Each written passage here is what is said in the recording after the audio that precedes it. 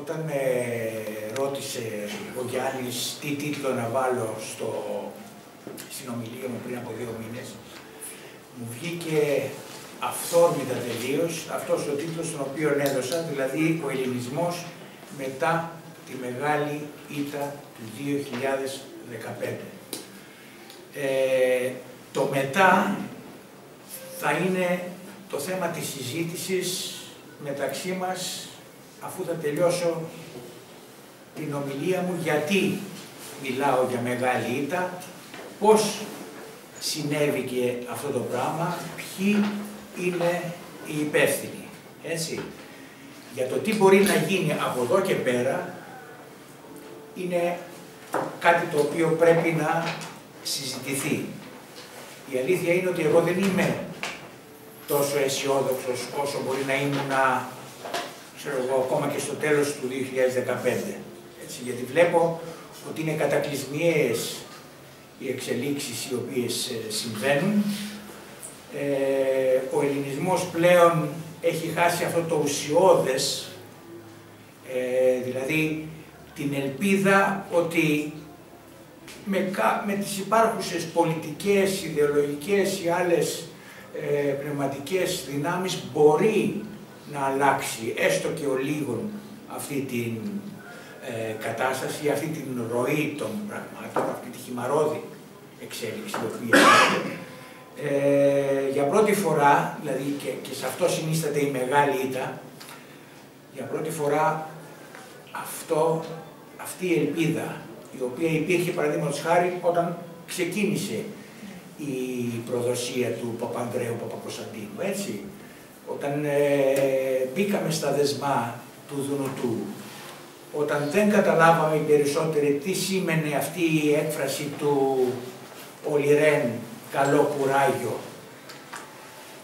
ενώ ήμασταν λίγοι εμείς οι οποίοι ξέραμε τι σημαίνει Διεθνές Νομισματικό Ταμείο, τι σημαίνει δόγμα του σοκ, τι σημαίνει οικονομικοί δολοφόνοι που εισβάλλουν σε μια χώρα και δεν υπολογίζουν κυβερνήσεις και είναι χειρότεροι από απικιοκράτες. Γιατί ελέγχουν έναν τεράστιο μηχανισμό πίσω τους, παραπληροφόρησης, προπαγάνδας, εξαγοράς, χρήματος, κομμάτων κτλ. Και έχουν τη δυνατότητα να εμφανίζονται απλώς σαν τεχνοκράτες. Εγώ είμαι από τους λίγους που είχα αρχίσει και είχα ψάξει λίγο το Δουνουτού εδώ και πολλά χρόνια. Και ήταν ένα θέμα στο οποίο διαφωνούσα με το Βαρουφάκη. Ο Βαρουφάκης εντωμεταξύ ήταν φίλος μου εδώ και 7-8 χρόνια, από τότε που προέκυψε, αν θέλετε, η κρίση του 2008 και ετοιμαζόταν να γράψει ένα βιβλίο σχετικά με την κρίση, πώς θα λυθεί τέλος πάντων η κρίση της Ευρωπαϊκής Ένωσης ή μάλλον η εκδήλωση της χρηματοοικονομικής κρίσης στην Ευρωπαϊκή Ένωση. Μαζί με έναν καθηγητή μου, και από εκεί τον γνώρισα, έναν καθηγητή μου από την Αγγλία, τον Στούαρτ Χόλαντ. Ο Στούαρτ Χόλαντ με γνώρισε στον Βαρουφάκη και από εκεί του πήρα κάποιες συνεντεύξεις, συζητάγαμε και έκτοτε είχα αρχίσει να παρακολουθώ πολύ κοντά τη σκέψη του, τα γραπτά του, τις απόψεις του. Είχαμε κάποιες συζητήσεις και τηλεφωνικές και διαζώσεις. Εν πάση περιπτώσει, διαφωνούσα με ορισμένα πράγματα, αλλά πίστευα ότι ήταν και αυθεντικός ως ριζοσπάστης διανοούμενος και ήλπιζε ο ίδιος ότι μπορούσε να κάνει κάτι καλύτερο και για τη χώρα του και για την Ευρώπη και για τον κόσμο ολόκληρο. Δεν είχα καταλάβει ότι υπήρχε ένας διχασμός στην προσωπικότητά του ανάμεσα σε αυτό που φανταζόταν τον εαυτό του σαν τον σωτήρα της παγκόσμιας οικονομίας, δηλαδή συνεχώς έλεγε τι θα έκανα εγώ αν ήμουν στη θέση του Σόιμπλε, αν ήμουν στη θέση της Λαγκάρντ, στη θέση του Ντράγκη ή του Μπεν Μπερνάγκε ή της στο ΦΕΔ,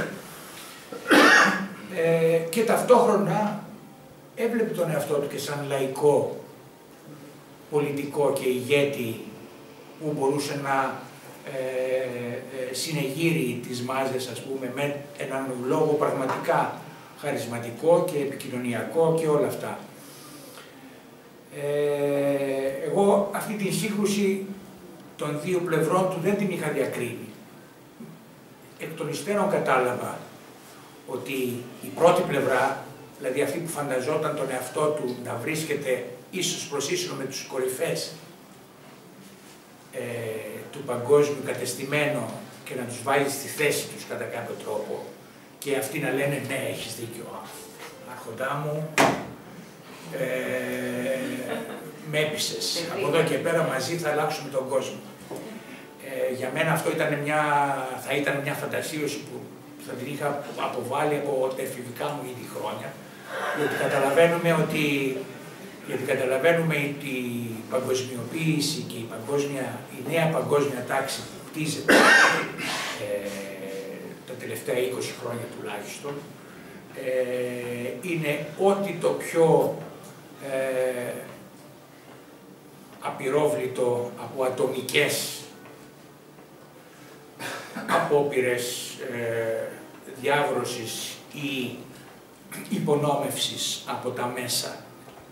Πρέπει κανείς να κινείται πάντα ζυγίζοντας τις πολιτικές του δυνάμεις και ακόμα και όταν βρίσκεται απέναντι στο Σόιμπλε, στον Ντράγκη και τα λοιπά, στη Λαγκάρντ και διαπραγματεύεται μέσα σε ένα δωμάτιο μόνος του, θα πρέπει να ξέρει ότι κάθε λέξη που λέει μετράει πάρα πολύ και ότι υπάρχει ένας ολόκληρος μηχανισμός έξω από την πόρτα που αυτή τη λέξη και αυτή τη συνομιλία την καταγράφει και μετά την αναλύουν συλλαβή-συλλαβή, για να μην πω γράμμα-γράμμα. Λοιπόν, πιστεύω ότι αυτό που συνέβη με την άνοδο στην κυβέρνηση του ΣΥΡΙΖΑ ήταν ότι και ο Βαρουφάκης και ο Τσίπρας είχαν μια, ας το πούμε έτσι, αντίληψη ότι μπορούν κάτι να αλλάξουν θετικά. Δεν είχαν την αίσθηση ότι μπορούν να ασκήσουν το μνημόνιο άμεσα. Αυτό το είχαν ξεκαθαρίσει μεταξύ τους και με τους Γερμανούς και με τους Αμερικάνους και τα λοιπά, ότι εμείς δεν είμαστε εδώ για να ανατρέψουμε το σύμπαν, αλλά θέλουμε να βελτιώσουμε την κατάσταση του ελληνικού λαού τη στιγμή που εσείς έχετε αποτύχει. Αυτό είναι μια άλλη ιδέα, κατά την άποψή μου, λαθασμένη. Γιατί η αποτυχία είναι το προκάλημα του πραγματικού στόχου που έχει το Διεθνές Νομισματικό Ταμείο και οι μηχανισμοί της παγκοσμιοποίησης στην Ευρώπη, Γερμανία κτλ. Απέναντι σε μια χώρα την οποία θέλουν να κάνουν και πειραματόζωο και σκιάχτρο φόβητρο απέναντι στους υπόλοιπους λαούς της Ευρώπης,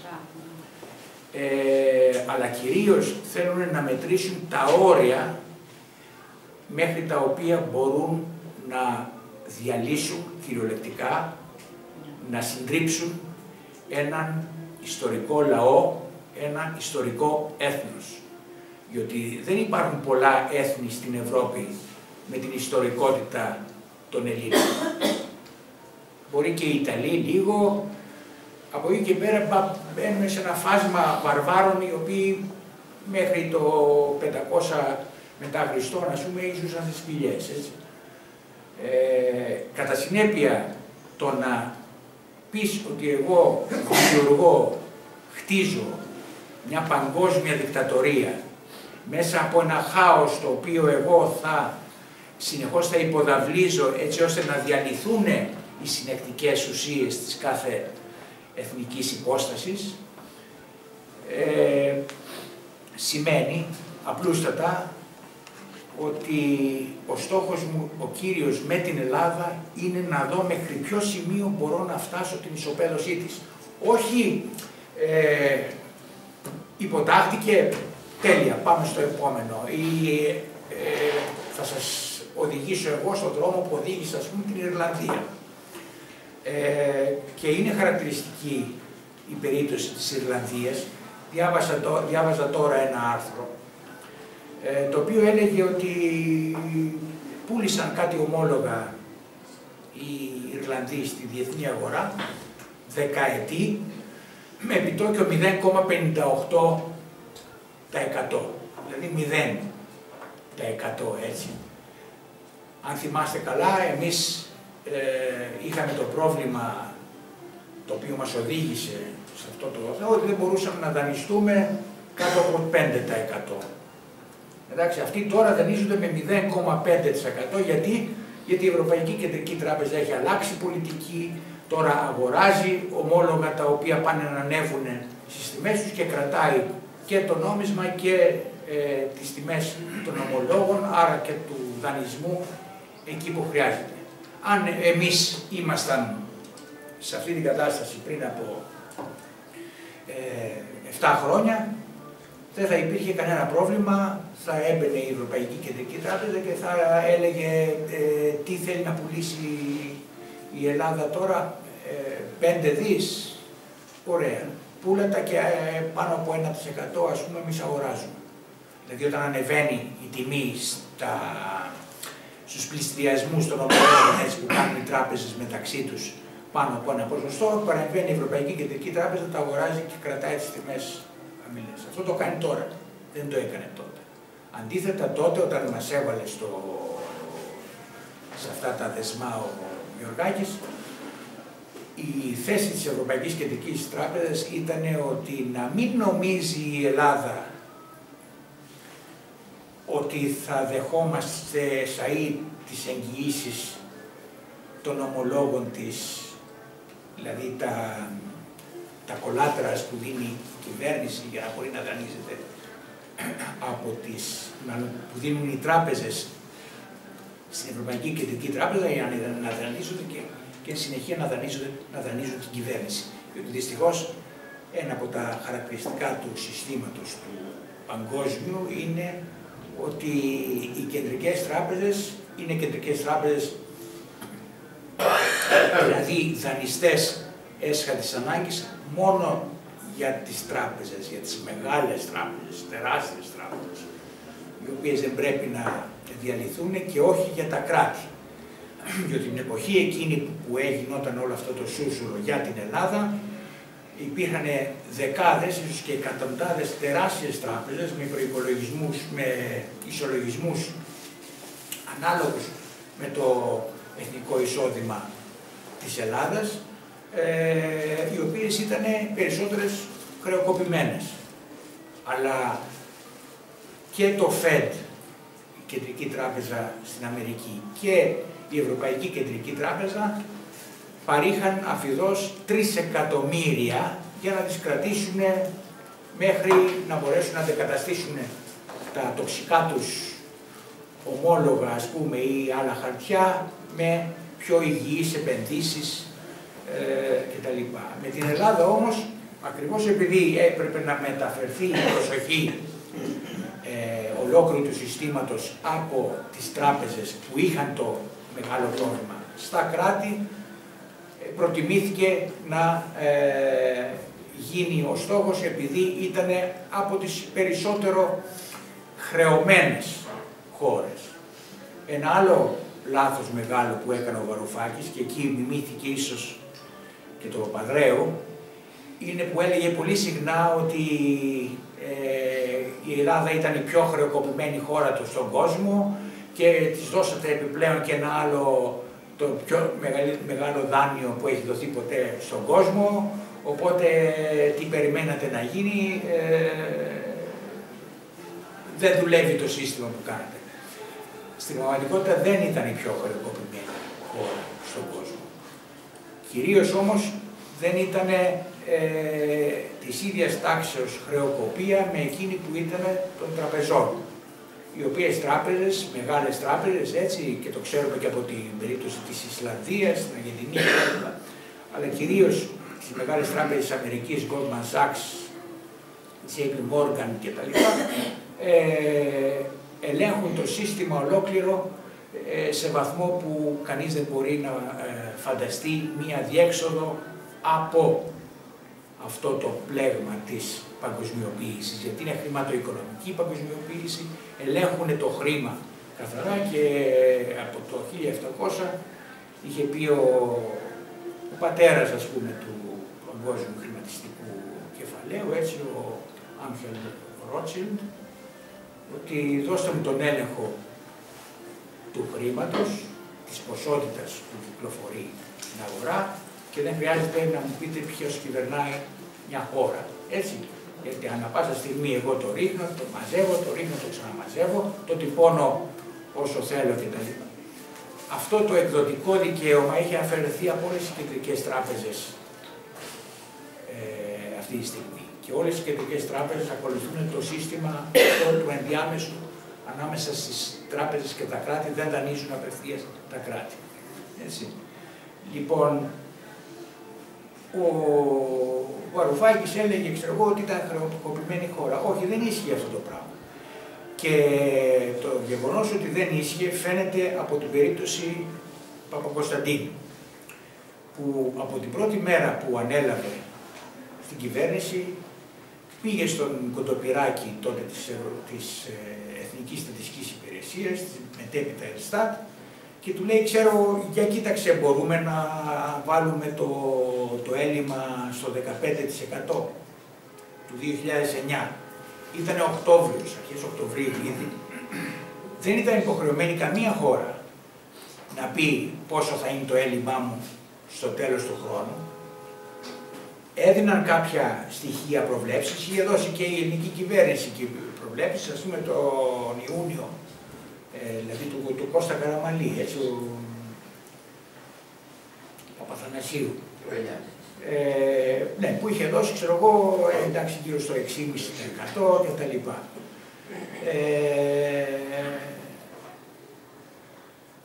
Την περίοδο, τη στιγμή που το έδωσε, δεν ήταν υπερβολικό, έτσι. Κυρίως γιατί υπολόγιζε επιπλέον αυτά τα οποία, το 5 δις τα οποία έπρεπε να είχε δώσει ήδη ο Λογοφούβης στις ελληνικές τράπεζες για να αντιμετωπίσουν την κρίση του 2008 και για άλλους λόγους. Εν συνεχεία όμως, από τη στιγμή που το σύστημα, η κρίση γενικώς βάθαινε, οι αγορές κλείνανε, ήταν φυσικό να αυξηθεί αυτή η χρεοκοπία, ή μάλλον, συγγνώμη, η υπερχρέωση. Αλλά από ό,τι παρακολούθησα εκείνα τα στοιχεία τότε, γιατί τα παρακολούθησα πολύ επειδή βρέθηκα αντιμέτωπος με τον Παπακοσταντίνο και του λέω, κάτσε, τι πας να κάνεις, γιατί πας σώνει και καλά να το φουσκώσεις το έλλειμμα εκεί πέρα. Εγώ το βλέπω, ας πούμε, γύρω στα 9 με 10%. Και εν συνεχεία έβγαλε και ο Παπαθανασίου ένα βιβλίο περίπου εκεί, το λέω, που ήταν πολύ, αλλά ήταν το ίδιο με της Αγγλίας. Ήτανε κάτω από εκείνο το οποίο προβλέπεται να έχει η Ιρλανδία, 15,5%. Και άρχισα αμέσως να καταλαβαίνω ότι αυτοί θέλουν να μεταφέρουν την προσοχή της Ευρώπης και του κόσμου, όχι μόνο από τις τράπεζες, τις αμερικάνικες και τις ευρωπαϊκές, στα ευρωπαϊκά κράτη και στην ευρωπαϊκή ζώνη, γενικώς στην ευρωζώνη, αλλά ειδικά να στρέψουν την προσοχή από τις χώρες εκείνες οι οποίες έχουν κυρίως τραπεζικό πρόβλημα και που είχαν αναλάβει τις χασούρες των τραπεζών τους, που ήταν η Αγγλία και η Ιρλανδία, προς την Ελλάδα, η οποία είχε καθαρά δημοσιονομικό πρόβλημα. Εντάξει, γιατί όντως είχε συσσωρευτεί μια αρκετά μεγάλη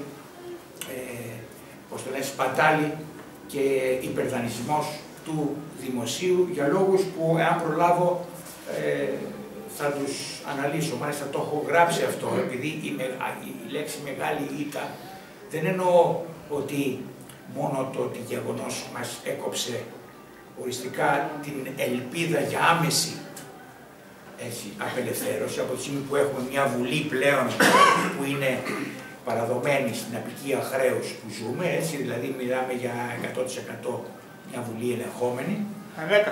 Κατά συνέπεια, όχι, εντάξει, θέλω να πω ιδεολογικά, όχι, δεν πάμε έτσι, δεν πάμε εκεί, αυτό είναι λάθος. Και πάλι και αυτό είναι λάθος σκέψη. Δεν δουλεύει έτσι η ιστορία, τουλάχιστον η ιστορία της μεταπολίτευσης και η ιστορία. Εγώ αυτό που λέω είναι ότι στη μεταπολίτευση ξεκίνησε μια πρώτη μεγάλη ήττα με το Κυπριακό, με τον Αντίλα 1 και 2 και εν συνεχεία είχαμε μάχες τις οποίες ποτέ δεν δώσαμε και τις οποίες συνεχώς υποχωρούμε είτε στο γεωπολιτικό, είτε στο οικονομικό, είτε στο κοινωνικό, είτε στο θεσμικό, είτε στο ιδεολογικό, εκπαιδευτικό κτλ. Όλα τα πεδία. Εγώ προσπαθώ να τα καταλάβω σαν πεδία μαχών, στα οποία ο εχθρός ήταν μπροστά μας, πώς το λένε, δηλαδή όσοι τον έβλεπαν λένε «Μα ρε παιδιά δεν κάνουμε κάτι εδώ», έτσι, με το βιβλίο της ιστορίας, με το ένα και με το άλλο. Ήταν φανής. Ήταν φανερός, έτσι, σε όποιον είχε στοιχειώδη αίσθηση της ελληνικότητας που κινδύνευε, δηλαδή στη ταυτότητάς του και της ιδιοπροσωπίας του να απειλείται, καταλάβαινε ότι κάποιες αλλαγές που γινόταν στην παιδεία, στο ένα, στο άλλο και στο παράλληλο, στις εξωτερικές σχέσεις, στην Συμφωνία της Μαδρίτης που αναγνωρίζαμε στην Τουρκία, ξέρω εγώ, δικαιώματα, ή μια Οτσαλάν και όλα τα άλλα, είχαμε υποχωρήσεις χωρίς να δίνουμε μια μάχη. Έστω να πούμε ότι στην υπόθεση, παραδείγματος χάρη, των ημείων, ρίξαμε και μια ντουφεκιά ή δεν αφήσαμε να γίνει η θυσία των 3 πιλότων του ελικοπτέρου για να αποσυμφορηθεί η κατάσταση, έτσι, γιατί αυτό έγινε στα Ήμια. Στα Ήμια ήταν οι 2 κτλ. Σου λέει τι θα κάνουμε για να τους χωρίσουμε τους 2, ρίξτε ένα ελικόπτερο εκεί πέρα. Φαίνεται είπαν οι Αμερικάνοι που τα ξέρουν αυτά, ας πούμε, και γι' αυτό για μένα ήταν έγκλημα. Το να στείλεις με τέτοιο καιρό, με αυτό και τα λοιπά, να πάει να αναγνωρίσει, τι να αναγνωρίσει, αφού με τα ραντάρι έβλεπες πώς είχαν ανέβει στα ίμια, ήταν όλα τα άδεια και κάμερες και αυτά και άμα θέλανε και δορυφόρους και οτιδήποτε. Δεν χρειαζόταν να πάει να κάνει αναγνώριση πάνω από κομμάντος ένα ελικόπτερο σε συνθήκες θιέλης, έτσι, μέσα στη θάλασσα. Εν πάση περιπτώσει, θέλω να πω τέτοιες ήττες, χωρίς να δίνει στη μάχη και υποχωρώντας κατά κράτος με την πρώτη επίθεση του εχθρού, γιατί το ίδιο έγινε και στα βιβλία ιστορίας, το ίδιο έγινε και στη διδασκαλία της γλώσσας, το ίδιο έγινε στην εκπαίδευση γενικά, το ίδιο έγινε κυρίως και πρωτίστως έτσι, στο λαθρομεταναστευτικό και στο προσφυγικό. Ανοιχτές οι πύλες, θέλετε περισσότερο να τις ανοίξουμε, να τις ανοίξουμε ακόμα περισσότερο. Εντάξει, και φτάσαμε σωρευτικά, να μην κάνουμε τίποτα άλλο από το ποιος θα ανοίξει περισσότερο τις πόρτες, έτσι. Κατά συνέπεια, στην περίπτωση του Παπακοσταντίνου, η χώρα δεν ήταν η πιο χρεοκοπημένη του κόσμου. Ήταν όμως σχέδιο ήδη ανεπτυγμένο από το Δουνουτού, με όργανο το Γεωργάκη φυσικά, εντάξει, να κάνει την κατάληψη που ήθελε να κάνει στη χώρα μαζί με τη Eurostat και τις άλλες υπηρεσίες της Ευρωπαϊκής Ένωσης, βέβαια υπό την αιγίδα του Βερολίνου, αλλά φαινομενικά. Έτσι, ουσιαστικά το Δουνουτού, το Διεθνές Νομισματικό Ταμείο, ήταν το Bulldog, το Rottweiler, το σκυλί, ας πούμε, της Γερμανίας. Η Γερμανία τώρα που λέει ότι δεν κάνω, δεν γίνεται τρόικα, δεν γίνεται, πώς το λένε, επιθεώρηση και αξιολόγηση χωρίς το Δουνουτού. Τι εννοεί, ότι δεν έχει τεχνογνωσία να κάνει οικονομικές αναλύσεις, στατιστικά κτλ. Όχι. Αλλά το Δουνουτού πράγματι έχει την τεχνογνωσία των οικονομικών δολοφόνων, οι οποίοι σε σφάζουν μέχρι τη στιγμή που εσύ θα καταλάβεις ότι δεν έχεις πόδια και χέρια και εκείνη την ώρα λες και τώρα πώς θα αντισταθώ. Καταλάβατε, μια ωραία παρομοίωση που έκανε ο Γιανναράς στο τελευταίο του άρθρο, λέει κοίταξε τι να κάνει ο Τσίπρας, ας πούμε, τη στιγμή που έχει το παιδί του δίπλα και του λέει κάθε φορά που θα μου λες όχι, εγώ θα κόβω και ένα δάχτυλο από το παιδί σου. Τι θα κάνεις το παλικάρι ή θα υποταχτείς τελείως. Για μένα και αυτή η παρομοίωση δεν ήταν σωστή, αλλά εν πάση περιπτώσει το έγκλημα που έγινε ήταν ένα έγκλημα ότι φτάσαμε στο σημείο αυτό. Φτάσαμε στο τελεσίγραφο και στον ολοκληρωτικό εκβιασμό τη στιγμή που αυτό θα μπορούσε να είχε γίνει πολύ πιο πριν και έτσι έγινε. Γιατί μόλις ανέβηκε η κυβέρνηση Τσίπρα στην εξουσία, ο Βαρουφάκης είχε μία συνάντηση με τον Ντάισεμπλουμ, αν τη θυμάστε κιόλας, με το ΟΑΟ και τα λοιπά, 30-31 Ιανουαρίου στο Υπουργείο Οικονομικών, όπου εκ των υστέρων βέβαια μάθαμε ότι ο Ντάισεμπλουμ του είπε κοίταξε να δεις, ή δέχεσαι αυτό το οποίο άφησε ατέλειωτο ο Σαμαράς, δηλαδή θα συνεχίσεις τα μέτρα και τα λοιπά, ή θα σε διαλύσουμε. Πώς θα σε διαλύσουμε? Θα μας κλείσετε τις τράπεζες? Ναι, θα σας κλείσουμε τις τράπεζες. Δηλαδή αυτό το οποίο είχαν σκοπό να κάνουν τον Ιούνιο, το κάνανε ήδη από την πρώτη μέρα που ήρθαν αντιμέτωποι με την κυβέρνηση Τσίπρα. Τελεσίγραφο. Εάν εγώ είπα, έχω γράψει μια σειρά από άρθρα που λέγεται, με γενικό τίτλο «Ομολογία αποτυχίας χωρίς αυτοκριτική». Είναι πάνω στη συνέντευξη τη μεγάλη που είχε δώσει ο Βαρουφάκης στον Παπαχελά, αν θυμάστε. Μπορείτε να τα βρείτε στην ιστοσελίδα Πύλη των Φίλων. Επίσης πιο πρόσφατα για τα γεγονότα που... Πύλη των Φίλων. Πύλη των Φίλων.blogspot.gr.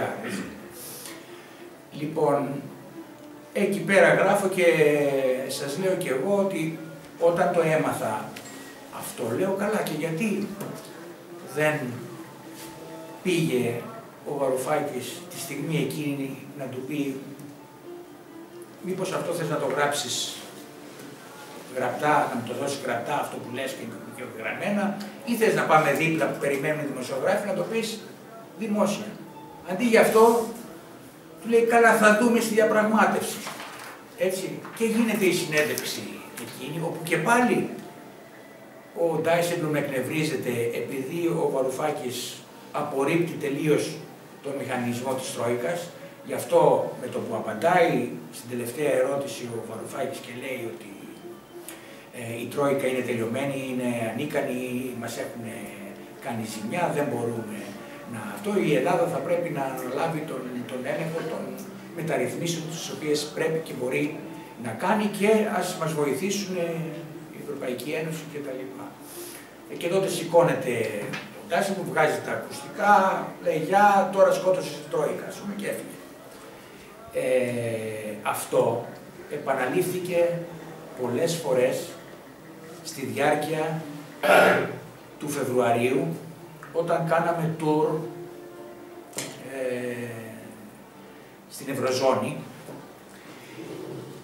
όπου ταυτόχρονα είχε προγραμματιστεί να γίνει και ένα Eurogroup στις 16 Φεβρουαρίου, εν συνεχεία έγινε ένα άλλο στις 18 και ένα άλλο στις 20.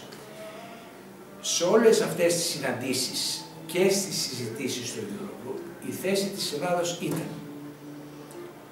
ωραία, εσείς έχετε κάποια συμφωνία με την Ελλάδα, κάποιες απαιτήσεις και κάποιο πρόγραμμα το οποίο έχετε συμφωνήσει με τις άλλες κυβερνήσεις, αλλά και εμείς είμαστε μια νεοεκλεγής κυβέρνηση με το δικό τους πρόγραμμα να εκτελέσει. Όλο και όλο που ζητάμε είναι να βρούμε ένα κοινό συμβιβασμό. Μάλιστα ο Βαρουφάκης το έλεγε και το έχει πει πάρα πολλές φορές στις συνεντεύξεις τότε εκείνης της εποχής. Από τη μια είναι θέμα δημοκρατίας. Στη δημοκρατία, τι είναι η δημοκρατία? Είναι συμβιβασμό. Οπότε εμείς θέλουμε να συμβιβάσουμε από τη μια την δημοκρατία του προγράμματός μας και από την άλλη ένα πρόγραμμα στο οποίο δεν πιστεύουμε, αλλά εν πάση περιπτώσει για συνέχεια του κράτους να τα παντρέψουμε αυτά τα δύο. Και τότε εγώ είχα εκφράσει αμφιβολίες ότι δεν παντρεύονται έτσι δύο τόσο ανώμια πράγματα, έτσι. Έχουμε ένα πρόγραμμα καταστροφής, ένα πρόγραμμα στο οποίο οι άλλοι επιμένουν, εντάξει, και έχουμε κι εμείς ένα μετριοπαθές πρόγραμμα μεταρρυθμίσεων που θέλει να ανατάξει την κατάσταση της οικονομίας, να φέρει μία σχετική βελτίωση, να βάλει έναν πάτο στην ισοπαίδωση και κατεδάφιση όλων των δικαιωμάτων και θεσμών που είχε η χώρα όταν ήταν, ας πούμε, έστω τυπικά ανεξάρτητη και δεν είχε γίνει, ας πούμε, όπως έγινε, απικία χρέους. Λοιπόν, αυτό δεν δεχόντουσαν να το κάνουν οι άλλοι. Από την άλλη όμως υπήρχε και ο ρόλος των καλοθελητών. Οι Γερμανοί με την πρώτη συνάντηση, την περίφημη εκείνη επεισοδιακή επίσης, του Σόιμπλε με τον Βαρουφάκη στο Βερολίνο, ο Σόιμπλε του λέει ότι δεν είναι δυνατόν με κάθε φορά που γίνονται εκλογές στην Ευρώπη να αλλάζουν και οι κανόνες της Ευρώπης. Και εκεί πάλι, αντί να του πει, βρε εσύ, αυτοί οι κανόνες τους οποίους λες, είναι κανόνες οι οποίοι έχουν επιβληθεί πραξικοπηματικά από τη Γερμανία, δεν έχουν σχέση ούτε με το ευρωπαϊκό δίκαιο των κοινοτήτων που ίσχυε μέχρι το 2009 και επιπλέον είναι κανόνες οι οποίοι δεν οδηγούν πουθενά, οι οποίοι καταστρέφουν και την οικονομία της Ευρώπης και της οικονομίας των χωρών, οι οποίες υποτίθεται πρέπει να υποταχθούν στους κανόνες. Αντί να του πει αυτό, του λέει, μα αυτό δεν είναι δημοκρατικό, πρέπει να βρούμε μία μέση λύση.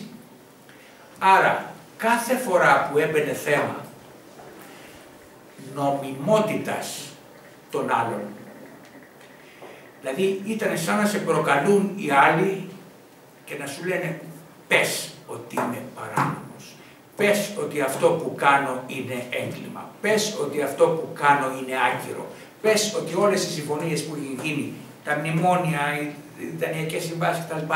Είναι άκυρες και αντισυνταγματικές, αντιτίθεται στα ανθρώπινα δικαιώματα, στις ευρωπαϊκές συμβάσεις ανθρωπίνων δικαιωμάτων, στον ΟΗΕ, στην συνθήκη της Λισαβόνας και ούτω καθεξής. Δεν το λέγανε αυτό, ποτέ. Και το συμπέρασμα που έχω βγάλει είναι ότι αυτό το πράγμα ήταν εκείνο το οποίο τους είχαν αποκλείσει από την αρχή. Δηλαδή, και τότε αν θυμάστε που ο Τσίπρας είχε βάλει υποψηφιότητα για πρόεδρος της Ευρωπαϊκής Επιτροπής, έτσι με τον Juncker κτλ. Ήτανε προσπάθειες της Ευρωπαϊκής Ένωσης, μάλλον τέλος πάντων των επικυριάρχων της Ευρώπης, ας πούμε, να προσετεριστούν τον Τσίπρα. Να του πούνε ότι, ξέρεις, μπορούμε να σε φέρουμε με τα νερά μας, αλλά ως εκεί. Τι ως εκεί? Όχι ότι θα σκίσεις, θα κάνεις αδείξεις, αλλά θα αμφισβητήσεις την νομιμότητα αυτών που κάνουμε. γιατί όλοι είμαστε υπόλογοι στα κοινοβούλια μας, όλοι είμαστε ευαίσθητοι σε κατηγορίες παρανομίας. Εσύ, εάν πας, ας πούμε, και καταθέσεις μια προσφυγή στο Ευρωπαϊκό Δικαστήριο, εμείς θα πρέπει να το δικαιολογήσουμε αυτό. Κάτσε, τι γίνεται αυτοί, πού βασίζονται και μας κάνουν. Άρα, ό,τι άλλο μπορούμε να συζητήσουμε, εκτός από την παρανομία. Αυτό το έμαθα πώς. Δεν το έμαθα ποτέ από το Βαρουφάκη, γιατί δεν το ρώτησα ευθέως. Σου είχουν πει ότι απαγορεύεται.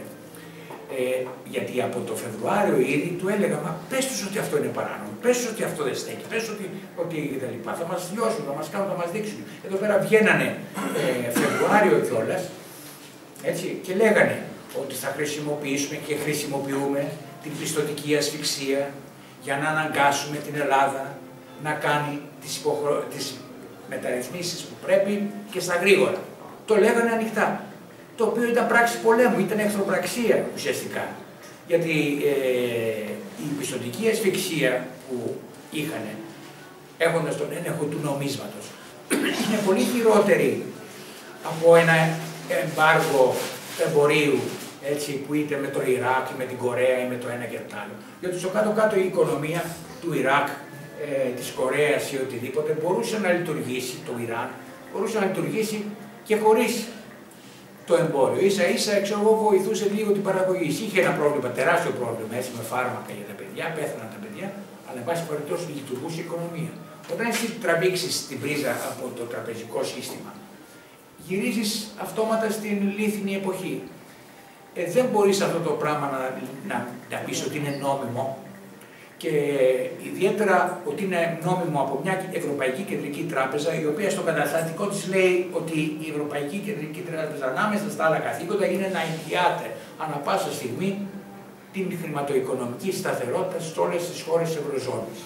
Έτσι, όταν εσύ λες ότι επίτηδες με την Ευρωπαϊκή Κεντρική Τράπεζα, με όλους τους μηχανισμούς που έχω, κλείνω τις τρόφιγγες και σας πνίγω συνεχώς, σας αναγκάζω να ψάχνετε από εδώ και από εκεί για να πληρώνετε τα χρέη του δούλου του, το ένα το άλλο, και δεν θα σας δώσω ούτε δραχμή μέχρι να υποταχτείτε, αυτό το πράγμα είναι σαν να γίνεται κανονικός πόλεμος. Έτσι, είναι μία εχθροπραξία. Αυτός που μου είπε και μου το ξεκαθάρισε αυτό ήταν ο Γιώργος Κασιμάτης. Έτσι, ο καθηγητής συνταγματολόγος, ο οποίος σε αυτό βασίζει όλη την προβληματική του, ότι το καθεστώς αυτό στο οποίο έχει μπει η Ελλάδα είναι καθεστώς απικιοκρατικό, εντελώς παράνομο σύμφωνα με τις συνθήκες του ΟΗΕ, τις συνθήκες δικαιωμάτων, το άλλο και το παράλληλο, και όλοι οι κανόνες και οι συνθήκες που έχουν υπογραφεί από την Ελλάδα, τα μνημόνια κτλ. Είναι άκυρα. Και μου είπε ο Κασιμάτης ότι όσες φορές με καλούσα στη τηλεόραση, μου λένε μπορείς να πεις οτιδήποτε. Εκτός από ένα πράγμα, μην αρχίσεις πάλι να πεις ότι είναι άκυρη η τέδε και τα λοιπά, δεν μπορούμε αυτό. Άρα υπήρχε εξ αρχής το ταμπού. Έτσι, μην πείτε αυτό γιατί μας διαλύσατε. Μην πείτε αυτό γιατί θα αναγκαστούμε να υποχωρήσουμε. Γιατί μόνο αυτό μας καίει. Και αντί αυτό να χρησιμοποιηθεί εμέσως, αλλά καθαρά.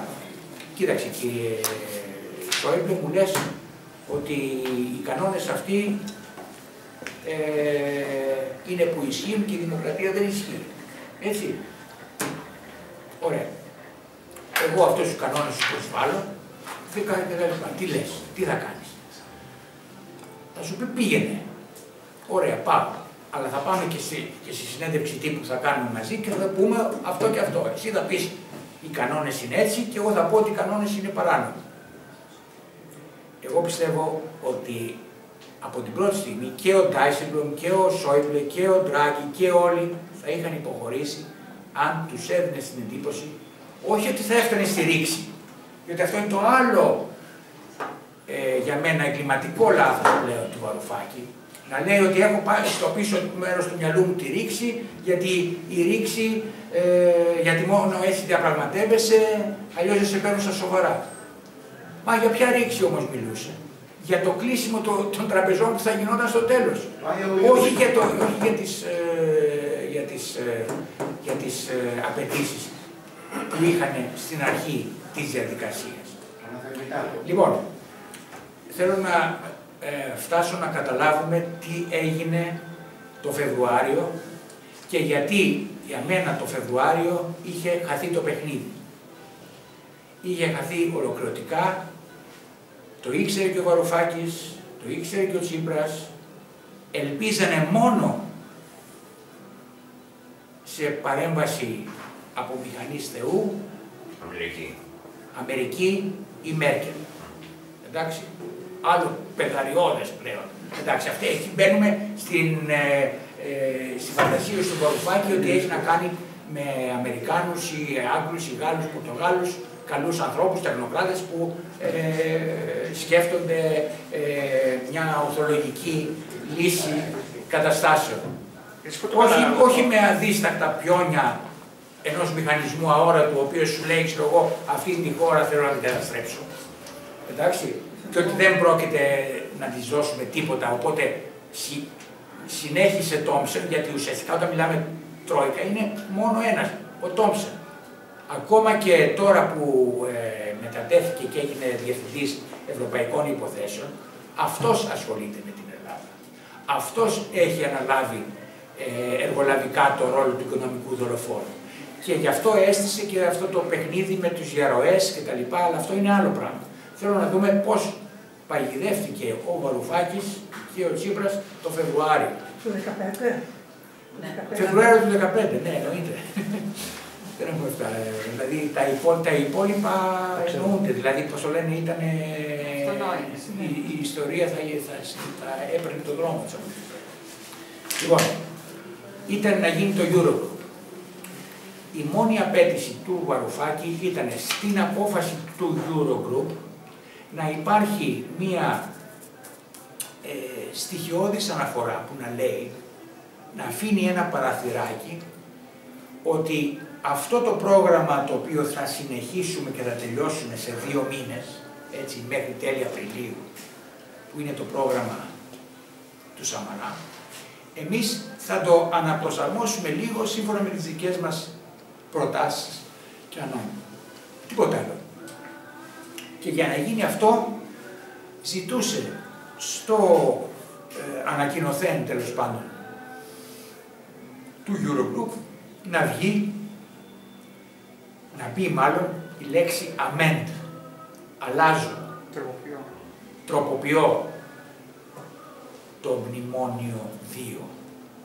Εντάξει, και μάλιστα δεν το λέω μνημόνιο, το λέω το τρέχον πρόγραμμα, το λέω κάπως έτσι, αλλά είναι η agreement ή arrangement, το είπε, τέλος πάντων λέγεται στο τέλος. Λοιπόν,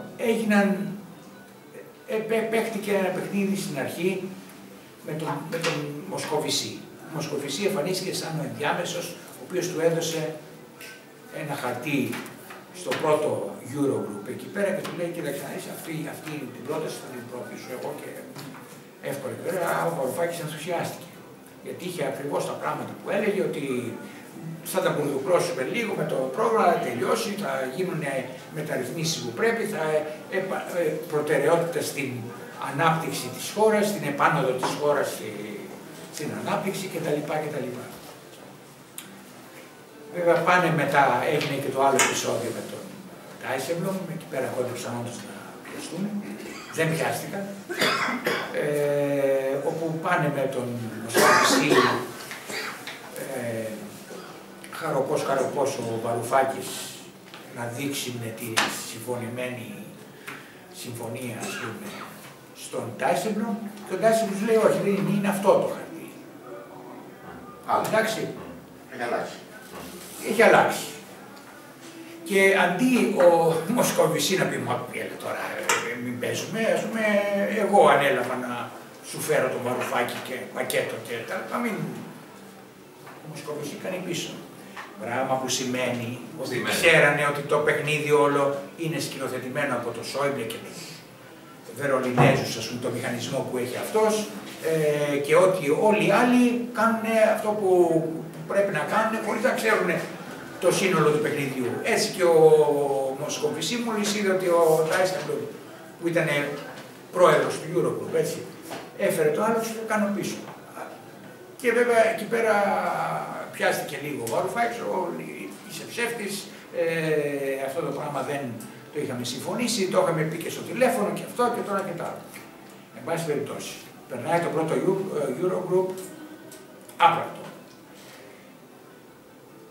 Γίνονται διάφορες προτάσεις, τις απορρίπτει η ελληνική πλευρά και στο δεύτερο Eurogroup. Αν είχαμε χρόνο, λέει, θα καθόμασταν και θα σας διάβαζα όλα αυτά, αλλά θέλω να σας πω πού κατέληξε. Στο τρίτο Eurogroup, λοιπόν, παίζεται ένα άλλο πάλι παιχνίδι. Ο Τόμσεν, ο οποίος είναι ο μαέστρος, μαζί με τον Σόιμπλε φυσικά,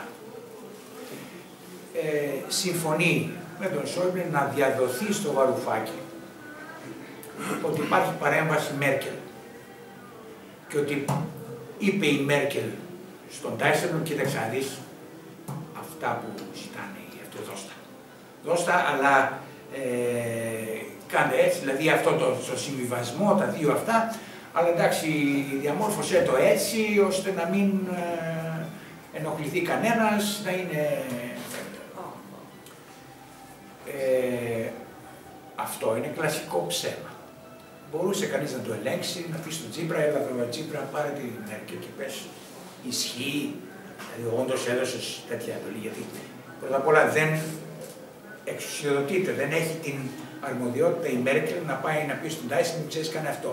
Την αρμοδιότητα την έχει ο Σόιμπλε, κανονικά, εκ μέρους της Γερμανίας. Έτσι, γιατί αυτός είναι στο Eurogroup. Οι άλλοι είναι στο Συμβούλιο Κορυφής, έτσι, δεν έχει σχέση με το Eurogroup. Δεν υπήρχε περίπτωση να γίνει.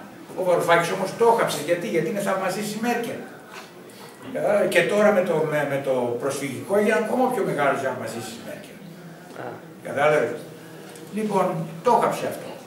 Και πάνε αυτό και γίνεται η λεγόμενη απόφαση του Eurogroup της 20 Φεβρουαρίου, όπου θυμάστε τότε ο Βαρουφάκης λέει ότι μου είπανε ότι αυτά τα οποία σας λέω, δηλαδή πάντρεμα των δικών μας των δικών τους ιδεών θα γίνουν, ότι εμείς θα κάνουμε μόνο προτάσεις και αυτοί θα ακούνε κτλ. Όλα ισχύουν, αλλά για να περάσουν από τα κοινοβούλια τους, η απόφαση ή μάλλον η συμφωνία αυτή για να περάσει από τα κοινοβούλια τους, πρέπει να είναι λίγο δημιουργικά διατυπωμένη. Έτσι. Δημιουργία σάφια, όπως είπε. Στην πραγματικότητα τελικά η δημιουργία σάφια ήταν μια κολακία της άλλης πλευράς.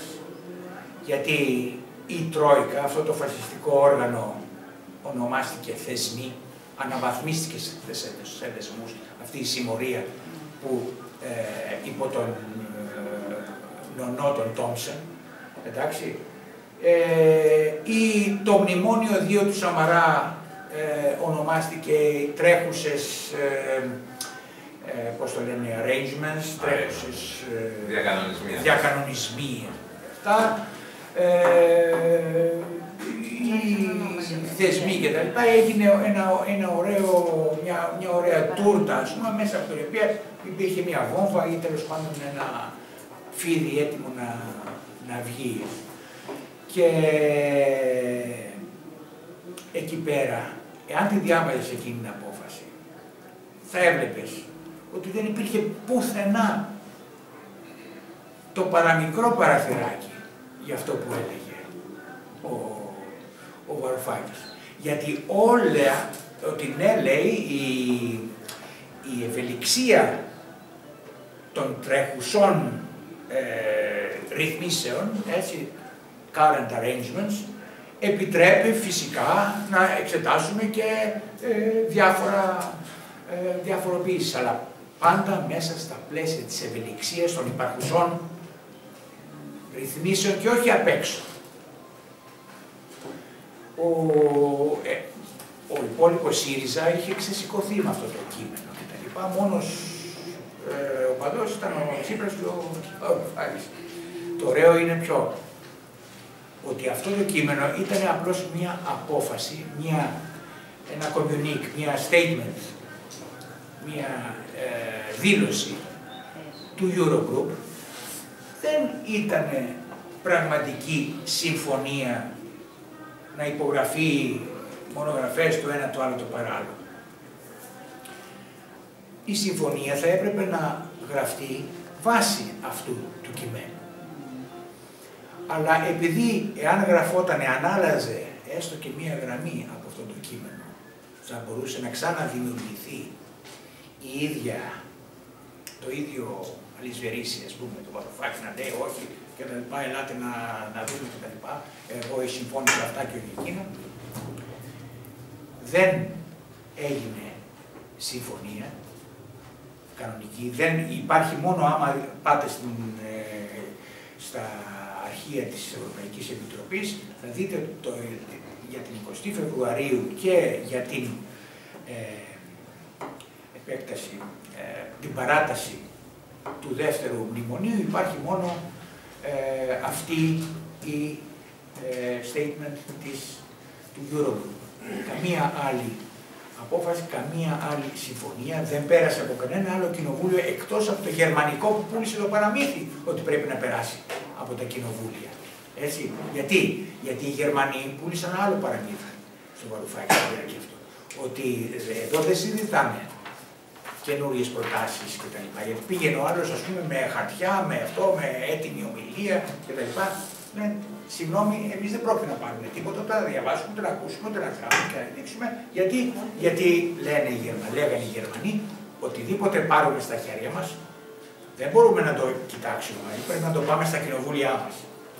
Δηλαδή, μιλάμε για παραμύθια του εσχής του είδους, αλλά μέσα στη φούρια, μέσα σε όλη αυτή την ιδέα ότι μπορείς επικοινωνιακά να προσπελάσεις το σύστημα μόνος σου ουσιαστικά, έτσι σαν πολιορκητικός κρυός, ας πούμε, γιατί όντως, εδώ που τα λέμε στις πρώτες 2 εβδομάδες του Φεβρουαρίου, υπήρχε μια αλλαγή κλίματος υπέρ της Ελλάδος, σε ολόκληρη την Ευρώπη, για να πούμε, και σε ολόκληρο τον κόσμο. Και όντως ο Βαρουφάκης είχε γίνει αστέρι πρώτης γραμμής, που δεν είχε ξαναγίνει για υπουργό οικονομικών. Θεωρούνται όλοι ξενέρωτες. Αυτό όμως δεν το εκμεταλλευτήκαμε καθόλου. Νόμιζε και ο Βαρουφάκης ότι αυτό το πράγμα, αυτό το κύμα, ας πούμε, θα μιλούσε σε όλους, όλα κτλ. Και στο τέλος θα τους έριχνε τους πάντες. Στην πραγματικότητα, όσο προχωρούσε ο καιρός, απομονωνόταν. Αλλά για να εξασφαλίσουν αυτοί ότι χωρίς συμφωνία, χωρίς ακριβή διατύπωση του προγράμματος το οποίο πρόκειται να γίνει και της διαπραγμάτευσης η οποία πρέπει να γίνει βάσει αυτού του προγράμματος, της παράτασης του προγράμματος, μη υπάρχουσα συμφωνία, θα πρέπει ο άλλος να υπογράψει τη διαδικασία και να φύγει. Και λέει μέσα η συμφωνία ότι στις 24 Φεβρουαρίου η ελληνική πλευρά θα παρουσιάσει κάποιες προτάσεις, τις οποίες εάν κρίνει οι θεσμοί, αν κρίνουν, η Τρόικα δηλαδή, ότι είναι θετικές, θα προχωρήσουμε στην διαπραγμάτευση πάντα βάσει των υπαρχουσών συνθηκών, έτσι. Λοιπόν, εκεί μόνο σε αυτή τη φράση υπολόγιζε ο Βαρουφάκης ότι αυτό ήταν το συνολικό σχέδιο της διαπραγμάτευσης, ότι αυτό θα γινόταν συνέχεια. Λοιπόν, και έρχεται η ώρα που θα πρέπει να παρουσιάσει αυτές τις προτάσεις με τη μορφή επιστολής, ζητώ παράταση, βάσει αυτών των προτάσεων, παρακαλώ εγκρίνεται, και αυτές τις προτάσεις θα έπρεπε να τις ζητούν πρώτα οι θεσμοί. Όχι οι θεσμοί, όχι μόνο οι θεσμοί, οι τεχνοκράτες, δηλαδή ο Τόμψεν και οι άλλοι, αλλά οι επικεφαλείς τους, Λαγκάρντ, Ντράγκη, Μοσκοβισή. Σημειωτέων, επειδή ο Juncker, πρόεδρος της Επιτροπής, έτσι, δεν συμπαθούσε το Σόιμπλε και είναι ίσως ο μόνος πολιτικός που, παρατηρώντας λίγο λίγο κάποιες λέξεις, κάποιες φράσεις, κάποιες νήξεις που είχε κάνει, ότι ήταν ο μόνος ο οποίος ανησυχούσε για την ανθρωπιστική κρίση στην Ελλάδα και έλεγε ότι αυτό το πράγμα που γίνεται στην Ελλάδα θα μας κοστίσει. Είτε την καταστρέψουμε χειρότερα, είτε την φτιάξουμε. Ποιος? Δεν μ' αρέσει. Ο Juncker. Είχε πει, ξέρω εγώ, να δούμε τι πρέπει να γίνει και με το ανθρωπιστικό πρόβλημα και τα λοιπά. Ο Juncker ποτέ, ούτε μία φορά, ενώ ήταν ο πρόεδρος της Ευρωπαϊκής Επιτροπής, άρα ένας από τους τρεις θεσμούς που πάντα έπρεπε να συμμετέχει, έτσι, στο Eurogroup, οι άλλοι ήταν η Lagarde, ο Draghi, αλλά πάντα τον αντικαθιστούσε ο Μοσκοβισή. Ούτε μία φορά δεν είχε εμφανιστεί ο Juncker ούτε σε χειραψία με τον Βαρουφάκη, έτσι. Ποτέ. Δεν είχε μιλήσει κτλ. Γιατί καταλάβαινε τι παιχνίδι πεζότανε σε βάρος της Ελλάδος. Το είχε πει και παλιότερα κιόλας. Έτσι, ότι ο λόγος που κάναμε στραβά μάτια, κάναμε έτσι κτλ. Ήταν για να φουσκώσουμε με δάνεια τη χώρα και μετά να τα πάρουμε και οι τράπεζες, ας πούμε, και μετά πώς θα σώσουμε τις τράπεζες σιγά, έτσι να ξεφορτωθούν τα ομόλογα τα ελληνικά. Τη ρίξαμε τη χώρα στα ομόνια και την καταστρέψαμε. Εντάξει. Αυτό περίπου το είχε πει, με μισόλογα, αλλά το είχε πει ο Juncker. Έτσι. Και γενικώς υπάρχει μια αντιπάθεια του Juncker με τον Σόιμπλε και γι' αυτό δεν συμμετείχε. Αλλά δεν ήθελε να φαίνεται ότι έχει χωριστεί συνάντηση και με τον Βαρουφάκη, συνεννόηση με τον Βαρουφάκη, είχε αφήσει τον Μοσκοβισή να παίζει αυτό το παιχνίδι του καλοθελητή. Ο Μοσκοβισή φαινότανε ότι μόλις σήκωνε τη φωνή του ο Σόιμπλε, ας πούμε, στο Eurogroup, ο άλλος κρυβότανε, γιατί ήξερε τι κρύβεται από πίσω. Οι Γερμανοί όταν δίνουν διαταγές, ας πούμε, και όταν λένε ότι κοιτάξτε, εγώ είμαι ο κυρίαρχος του παιχνιδιού, δεν σηκώνουν, ξέρω εγώ, γκρίνιες κτλ. Ο μόνος ο οποίος σήκωνε λίγο, ξέρω εγώ, κάποια αυτή ήταν ο Βαρουφάκης. Οπότε όλοι οι άλλοι ήταν, παιδιά, πώς θα διαλύσουμε τον Βαρουφάκη, πώς θα εξοντώσουμε τον Βαρουφάκη, πώς θα τον ισοπεδώσουμε και πώς θα πάρει το μάθημά του για την υπόλοιπη ζωή του. Έρχεται λοιπόν η ημερομηνία της 24 Φεβρουαρίου, τηλεδιάσκεψη. Δεν την ήξερε κανείς αυτή τη τηλεδιάσκεψη. Ήτανε, υποτίθεται, διαδικαστική, αλλά στη τηλεδιάσκεψη αυτή ήταν ο Βαρουφάκης ξέρετε, η τηλεδιάσκεψη γίνεται με ένα μηχανισμό απόρριτου τηλεφώνου, ας πούμε, το οποίο έχει διακλαδώσεις όπου συμμετέχουν με κωδικούς έξω και μέσα, δεν ακούει άλλος κανένας, εκτός από αυτούς οι οποίοι δικαιούνται. Παραδείγματος χάρη ο Τσίπρας, αν ήθελε να ακούσει, άκουγε και αυτός. Άκουγε από το δικό του, αυτό στο Μαξίμ. Γι' αυτό και δεν ξέρουμε αν σε εκείνη την τηλεδιάσκεψη ήταν όλη την ώρα παρόν ο Τσίπρας ή σε κάποια στιγμή ο Τσίπρας συζήτησε με τον Βαρουφάκη. Γιατί με το που εμφανίζονται αυτοί οι τρεις, Lagarde, Μοσκοβισή και Draghi, του λένε με μία φράση όλοι ότι ωραίες αυτές οι προτάσεις σου, αλλά δεν υποκαθιστούν αυτό εδώ που είναι το μνημόνιο. Αυτό θα εφαρμοστεί πρώτα και αν θες να προσθέσεις τις δικές σου προτάσεις, μα λέει εμείς αυτό. Διάβασε και τη συμφωνία 20 Φεβρουαρίου, εμείς έτσι την καταλαβαίνουμε. Μα μου, μου, τι θες. Θες να φτάσεις 28 Φεβρουαρίου να σου κλείσουμε τις τράπεζες. Και εκεί την πάτησε. Αυτό ήταν το πρώτο τελεσίγραφο στο οποίο είχε την δυνατότητα να πει όχι. Έτσι. Δηλαδή, εκεί πέρα του λένε, κύριε, τελείωσαν τα ψέματα. Σε έχουμε στο χέρι. Σε έχουμε διπλωμένο σε μια κόλλα χαρτί. Ή λες όχι και πάμε για σύγκρουση στις 28, αυτή τη ρήξη που έλεγε, ή υποτάσσεσαι. Εντάξει. Λοιπόν, και λέει στη συνέντευξή του ο Βαρουφάκης στον Παπαχελά, εκείνη την στιγμή έπρεπε να πάρω μια σημαντική απόφαση. Μα καλά, του λέει και ο Τσίπρας δεν είναι. Ναι, ήταν και ο Τσίπρας μετά και το... Δηλαδή, σαν να θέλει να καλύψει και τον Τσίπρα. Γιατί εκεί πέρα τους βάλανε το μαχαίρι στο λαιμό. Με έναν τρόπο που για αυτούς φάνηκε ότι χάνουν το παιχνίδι.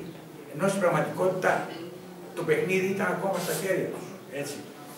Γιατί ό,τι είχε γίνει εκείνη τη στιγμή ήταν άτυπο, παράτυπο, δεν υπήρχε κανονική συμφωνία, υπήρχε ένα κείμενο της Επιτροπής που κανένας δεν το καταλάβαινε κτλ. Δεν είχαν που να σταθούν αυτοί οι τρεις. Αλλά όταν τους λένε, ξέρεις, ας πούμε, σε 4 μέρες όπως είπαν τον Ιούνιο, το ίδιο πράγμα. Όταν του λέει, ξέρεις, το μνημόνιο είναι αυτό και αυτό θα εφαρμοστεί και όλα τα άλλα επιπλέον, εννοούσαν αυτό το ίδιο μνημόνιο, το ίδιο τελεσίγραφο που τους έδωσαν και τον Ιούνιο. Ήταν αυτό που είχε γράψει ο Τόμσεν, το είχε δώσει στο Juncker και έγινε το τελεσίγραφο Juncker. Εντάξει. Το ίδιο πράγμα και το Φεβρουάριο. Λέει λοιπόν στην συνέντευξή του, είχα τεράστια ευθύνη,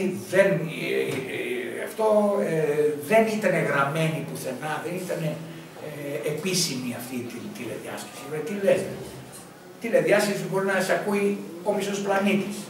Εντάξει, όλες οι μυστικές υπηρεσίες, όλα αυτά τα έχουν κατεγραμμένα και ανά πάσα στιγμή στα βγάζουν στον αέρα.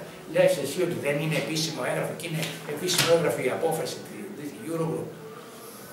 Ομόφωνη και όλας χωρίς υπογραφές, χωρίς τίποτα.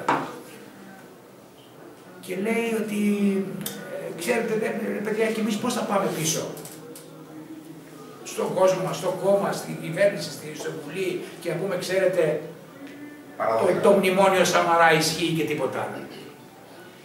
Και εκεί λέει, παιδιά, δεν μπορούμε κάπως να το βολέψουμε το πράγμα. Πώς θα το βολέψουμε? Μπορούμε να υποκριθούμε. Χρησιμοποίησε τη λέξη να υποκριθούμε ο Βαρουφάκης στη συνέντευξη στον Παπαχελά. Δηλαδή τι, εσείς η Τρόικα θα κάνετε ό,τι συζητάτε δικές μας προτάσεις, ενώ συζητάτε μόνο το μνημόνιο και περιμένετε από εμάς να σας δώσουμε μόνο το μνημόνιο, εντάξει, και εμείς θα λέμε ότι να, προτείνουμε, αλλά αυτή είναι λίγο αυτό, θα κάνουμε άλλον ένα συμβασμό, κάνουμε έναν παράλληλο συμβασμό, μέχρι να φτάσουμε από το 70% που έλεγε στο 95% και ακόμα περισσότερο. Θυμάστε τον Βαρουφάκη, θυμάστε την τελευταία φάση, Μάιος, Ιούνιος και τα λοιπά, το Βαρουφάκη να λέει ναι, έρχεται η συμφωνία, έρχεται, πώς θα βρούμε, θα έρθει η συμφωνία, θα συμβιβαστούμε. Γιατί ο συμβιβασμός αυτή είναι η δημοκρατία. Καταλάβατε, το έλεγε μέχρι την τελευταία στιγμή. Στην πραγματικότητα, η στάση που είχαν τότε η Τρόικα, τα Eurogroup, που ξεφτιλίζανε κυριολεκτικά τη χώρα, που λέγανε δεν ξέρετε να κάνετε προτάσεις, είμαστε πολύ μακριά ακόμα, τι εννοούσαν αυτό? Ότι εμείς είχαμε δέσει το γαϊδαρό μας, εμείς αυτό που περιμένουμε είναι το μνημόνιο. Εσείς λέτε ό,τι θέλετε, κάντε ό,τι θέλετε, εμείς δεν είμαστε υποχρεωμένοι να τα δεχτούμε αυτά και εμείς πηγαίναμε συνέχεια με το πρόσχημα ότι διαπραγματευόμαστε. Και για να λέμε και την αλήθεια, η Τρόικα και ο Τόμσεν και αυτοί το διασκέδασαν το πράγμα. Και τους άρεσε να πηγαίνουν στις Βρυξέλλες όπως πηγαίνομαστε κι εμείς. Δηλαδή πηγαίνανε στις Βρυξέλλες και τα λοιπά και κάνανε συζητήσεις και του έλεγε ο Τόμσεν, ναι, λέει, άμα μου δώσεις πρωτογενές πλεόνασμα 2,5, εγώ θα σου δώσω το ασφαλιστικό ή θα σου κάνω το αυτό. Και νόμιζε ο Βαρουφάκης ότι αυτό το πράγμα. Αλλά μόλις λέει ο ίδιος ο Βαρουφάκης, μόλις έβγαινε από την αίθουσα των συζητήσεων, την επόμενη στιγμή ο άλλος Τροϊκανός του λέγε δεν ισχύει τίποτα τέτοιο, δεν έχουμε συμφωνήσει ακόμα τίποτα. Και του λέγε μετά το ρε Τόμσεν, αφού δεν το συμφωνήσαμε αυτό, ναι, λέει, αλλά δώσε μου και κάτι από τα εργασιακά, δώσε μου και κάτι από τους μισθούς. Καταλάβετε. Και έτσι πηγαίνανε. Το τηλέφωνο που κατέγραψε στο Eurogroup, το πιθανόν να ήταν ένα μήνυμα ότι όπως με έχετε καταγράψει εσείς και με έχετε στη φάκα και μου λέτε μετά ότι έτσι σας έχω και εγώ και τα λοιπά. Αλλά δεν είχε νόημα. Δηλαδή, γι' αυτό μιλάω για ήττα, γιατί ο κόσμος όλη εκείνη την περίοδο, μέχρι και το δημοψήφισμα, στη μεγάλη του πλειοψηφία, 70% λέω, έτσι, 62 βγήκε, εγώ λέω 70 και 80%. Ήλπιζε, έλεγε το παραμικρό, μια μικρή βελτίωση και θα είμαστε μαζί. Δεν είχε ψευδαισθήσεις, δεν ήθελε ας πούμε τη Μεγάλη Επανάσταση, δεν ήθελε σοσιαλισμό ας πούμε το 2016, αλλά ήθελε κάτι να αλλάξει. Και εμείς του είχαμε δώσει την ιδέα ότι ξέχνα το μνημόνιο, ξέχνα το αυτό, τώρα συζητάμε κάτι τελείως άλλο.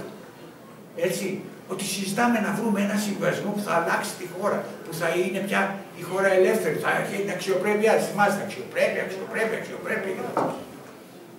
Στην πραγματικότητα όμως η πορεία ήταν προδιαγεγραμμένη.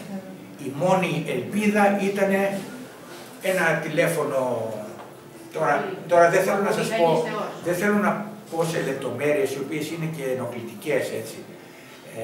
Γιατί υπήρχε και λίγο αυτό, πώς είναι όταν λες ψέματα στον εαυτό σου, ότι έχεις διάβλους επικοινωνίες με τον Λευκό Οίκο, με τον ένα, με τον άλλο, με το ΦΕΔ, με το κτλ.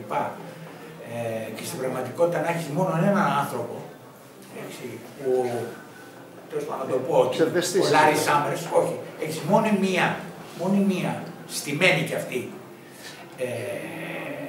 σύνδεση με τα κλιμάκια της Αμερικής, λέγεται Λάρι Σάμερς. Και ποιος είναι ο Λάρι Σάμερς?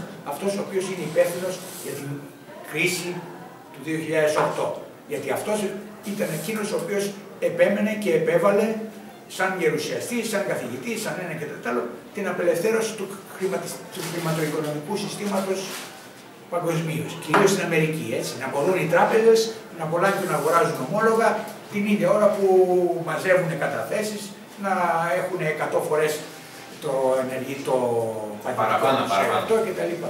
Ναι. Δηλαδή να κάνουν αυτό το leverage και δηλαδή ήταν ο υπεύθυνος της κατάρρευσης του ρόλου, ήταν κάποιος ο οποίος υποτίθεται συμπάθησε το Βαρουφάκη. Έτσι και ο Βαρουφάκης, ας πούμε, σου λέει, εγώ έχω είμαι στα μέσα και τα έξω. Και είμαι σίγουρος ακόμα και σε εκείνη τη συνάντηση που έγινε στη Washington τον Απρίλιο, που είχαν πάει στο Λευκό Οίκο, ήταν πάλι Απρίλιος που είχαν το Διεθνές Νομισματικό Ταμείο την ετήσια αυτή, όπου περιμένανε επιτέλους η Αμερική να πει στον Τόμσεν ή να πει στη Λαγκάρτ, δηλαδή αστείο πρόσωπο, έτσι, να πει ο Ομπάμα ή κάποιος άλλος, Λαγκάρτ, σώσε την Ελλάδα γιατί δεν γίνεται αυτή η Αμερική, αυτοί οι Γερμανοί μας έχουν μπει στο... Εντάξει, κολοκύθια. Πηγαίνει στον Ομπάμα, είναι σίγουρο ότι οι υπηρεσίες και τα διάφορα στοιχεία που χρησιμοποιούσαν τον Λάρι Σάμερς σαν point man, του είχαν πει του Βαρουφάκη, σου έχω μια συνάντηση με τον Ομπάμα, θα μιλήσει μια ώρα μαζί του. Και πράγματι μίλησε για σχεδόν 10 λεπτά, 8 λεπτά. Για γκολφ. Το θεώρησε μεγάλη επιτυχία, αλλά ο Ομπάμα του λέει, ξέρω εγώ, πώς ξέρεις να δεις, μην μας βάζει να... δεν μπορούμε να τα βάλουμε στους Γερμανούς. Τώρα, ξέρεις, είναι οι ισορροπίες λεπτές, το ένα και το άλλο, κάνε και εσύ κάτι, κάνε και μια υποχώρηση κτλ. Μετά πήγε στον Λιού, τον Υπουργό Οικονομικών της Αμερικής, που λέει, τι η Ελλάδα τώρα θα μας κάνει το μάγκα, ας πούμε, ακολουθήστε το μνημόνιο και μην νομίζετε μπορώ. Δηλαδή, φάγανε πόρτα από την Αμερική. Ρίξει, πότε θα κάνουμε. Στο τέλος, εδώ δεν καταλάβες τι ήταν η ρήξη. Η ρήξη του Βαρουφάκη ήταν το τελικό στάδιο. Όταν μας κλείνανε τις τράπεζες. Αλλά μέχρι να κλείσουν τις τράπεζες, σε έχουν διαλύσει σαν χώρα, σε έχουν διαλύσει σαν οικονομία, σε έχουν στερέψει από ρευστότητα. Οι 40 δις καταθέσεις είχαν φύγει. Πού είχαν πάει? Στο εξωτερικό όχι, γιατί οι τράπεζες λέγανε, είχαν έλεγχο, δεν μπορούσε να στείλει πάνω από 1.000 ευρώ, ας πούμε, στο εξωτερικό εύκολα. Εντάξει, Οπότε τι, λέγανε ψέματα? Για τη ρήξη. Ήταν στο μυαλό τους, στην φαντασίωσή τους. Ναι. Μια φαντασίωση ήταν. Όχι, ήταν μια ψέματα λέγανε για να του πάρουν το λαό. Κοίταξε, ήταν μια φαντασίωση με την έννοια ότι είχαν συζητήσει διάφορα σενάρια ρήξης, αλλά κανένας δεν την ήθελε. Και κανένας δεν μπορούσε να φανταστεί πώς θα εξελισσόταν η κατάσταση όταν θα κλείνανε οι τράπεζες, όταν αυτό, και εμείς θα έπρεπε, υποτίθεται, να ακυρώσουμε τα ομόλογα της Ευρωπαϊκής Κεντρικής Τράπεζας, να βάζαμε παράλληλο σύστημα πληρωμών. Η ρίστο εμπαρόδο, αυτό το IOUs, παράλληλο σύστημα πληρωμών κτλ. Αν διαβάσετε προσεκτικά τις σχετικές συνεντεύξεις πάλι του Βαρουφάκη και εκείνη την περίφημη τηλεδιάσκεψη που είχε κάνει στην Αγγλία, λέει καθαρά ότι δεν προχώρησε αυτό το πράγμα, γιατί 5 άνθρωποι το γνωρίζαμε, χρειαζόμαστε τουλάχιστον 1.000 για να το βάλουμε μπροστά. Έτσι. Άρα δεν υπήρχε η υποδομή για να κάνεις παράλληλο σύστημα πληρωμών, πολύ περισσότερο που εσύ δεν ήθελες να πας σε παράλληλο νόμισμα, απλώς να διευκολύνεις ρευστότητα ανάμεσα στο δημόσιο και τους πελάτες του και τους προμηθευτές του, τίποτα άλλο. Έτσι. Γιατί αυτοί που είναι εκτός δημοσίου, η πλειοψηφία του κόσμου, έτσι, δεν μπορούσε να συναλλαχθεί με το δημόσιο και να έχει χρεοπιστώσεις, ας πούμε, ηλεκτρονικές μέσω του παράλληλου συστήματος. Γιατί εσύ για να κάνεις πραγματικό παράλληλο σύστημα ή να κάνεις εναλλακτικό σύστημα, πρέπει να πάρεις τον έλεγχο της Κεντρικής Τράπεζας της Ελλάδος, έτσι, της Τράπεζας της Ελλάδος. Όπου είχε στο Στουρνάρα να σου λέει, ξέρεις, εγώ σας περιμένω στην Μπούκα, ας πούμε. Και για να μην πούμε, αυτά δεν τα ξέρω ακριβώς, αλλά συζητιόνταν τότε. Στην ουσία ο Στουρνάρας δεν έκλεισε τις τράπεζες, με εντολή αυτού δεν κλείσαν. Φυσικά με εντολή αυτού. Και όχι μόνο, δεν είναι ότι κλείσαν τις τράπεζες μόνο. Είναι ότι τα capital controls που επέβαλαν ήταν 100 φορές χειρότερα από αυτά τα οποία χρειαζόντουσαν εκείνη τη στιγμή. Αντί να πεις ότι κόβω εξαγωγές συναλλάγματος, εξαγωγές καταθέσεων, ας πούμε, από εδώ και πέρα, ή βάζω ένα όριο στις μεγάλες συναλλαγές χρηματιστικών ή επενδυτικών στοιχείων μέσα στη χώρα, εντάξει, αυτός έβαλε ελέγχους σε όλο το εμπόριο, σε όλο το εξαγωγικό κυρίως εμπόριο, έτσι. Και το εισαγωγικό, αλλά κυρίως το εξαγωγικό. Με αποτέλεσμα, αυτοί οι οποίοι δεν είχαν σχέση με πολυεθνικές εταιρείες, εντάξει, ας πούμε, ηλεκτρονική, τελείωσε. Έτσι, γιατί δεν μπορεί να περιμένεις ένα μήνα για να κάνεις μια παραγγελία, μετά να μην έχεις να πληρώσεις το προσωπικό σου, να περιμένεις τον επόμενο μήνα κτλ. Εντάξει, εκατοντάδες, μάλλον χιλιάδες επιχειρήσεις από τα capital controls φύγανε και πήγανε στην Βουλγαρία. Που σημαίνει ότι ο σκοπός των capital controls, δηλαδή να ελέγξει τη μεταφορά κεφαλαίου, ίσα ίσα την επέτεινε σε ακραίο βαθμό. Γιατί κάπου 60.000 επιχειρήσεις αυτή τη στιγμή ελληνικές, μικρομεσαίες ως επιτοπλίστων, λειτουργούν στη Βουλγαρία και έχουν φύγει από την Ελλάδα μαζί και με το προσωπικό τους. Έτσι. Λοιπόν, δεν υπήρχε λογική σε αυτό το πράγμα. Έπρεπε να το αντιμετωπίσει στη ρίζα του στην αρχή. Έτσι. Δεν το κάνανε. Η ευθύνη είναι τεράστια. Γιατί κάνεις το δημοψήφισμα και αυτό είναι το λάθος της ιστορίας. Και αντί να πεις θα τα δώσω όλα για όλα και στο κάτω-κάτω μετά παρατούμε. Αμέσως μετά το δημοψήφισμα συγκαλείς συμβούλια αρχηγών και πέρες πάμε να συμβαστούμε. Ναι, πάμε. Έτσι. Και έρχεται βέβαια η 12η Ιουλίου, μετά από μια εβδομάδα, όπου πάει ο Τσίπρας Τι έχει, τους έχει όλους μαζί του, ξέρω εγώ, μάλλον όχι, δεν έχει κανέναν, δηλαδή εκεί πέρα έπρεπε να είχε την οξυδέρκεια να καταλάβει ότι δεν έπρεπε να αφήσει τον εαυτό του μόνο με κανέναν άλλο. Έπρεπε πάντα συνεχώς να είναι τουλάχιστον κάποιος, ο παπάς, ο ένας, ο παράλληλος, ο τσακαλώτος, δεν ξέρω τι, να είναι μαζί του, γιατί η ψυχολογική βία που μπορεί να ασκηθεί είναι τεράστια, αλλά είναι και δεν μπορείς να τη φανταστείς κιόλας. Μπορεί να του δώσανε, ξέρω, θες καφέ, πάρε καφέ, του. Και μετά λες ναι, σε όλα, ας πούμε. Ξέρετε, η σκοπολαμίνη είναι ένα φάρμακο το οποίο το χρησιμοποιούν οι μυστικές υπηρεσίες για να παίρνουν εύκολες ομολογίες από αυτούς και τα λοιπά. Στη Βραζιλία το χρησιμοποιούν οι διάφοροι έμποροι παιδιών. Δηλαδή πάνε σε μια κοπέλα, της δίνουν το φάρμακο και την πείθουν να δώσει το παιδί της. Και μετά έχει ξεχάσει και σε ποιον το έδωσε, πότε το έδωσε, πού ήτανε, πού βρισκότανε κτλ. Έτσι, δηλαδή μιλάμε για τέτοια πράγματα. Και πάει ο άλλος μόνος του και συζητάει λέει, για 13 ώρες και γυρίζει κτλ. Ενώ όλος ο κόσμος από πίσω, συγκεντρώσεις, οι αριστεροί πτέρυγα του Σύρια και όλα αυτοί λέγανε βγες από εκεί πέρα, παρετήσου, κάνε δείξει. Το υπόγραψε και τελείωσε. Καταλαβαίνετε. Εκεί πέρα νομίζω ότι έγινε μια κατάρρευση του ψυχολογικού δυναμικού του ελληνικού λαού γενικώς. Ότι δεν αντέχει πια, δεν βρίσκει άλλη διέξοδο. Δεν υπάρχει εναλλακτική λύση, δεν υπάρχει εφεδρεία, δεν υπάρχει αυτό.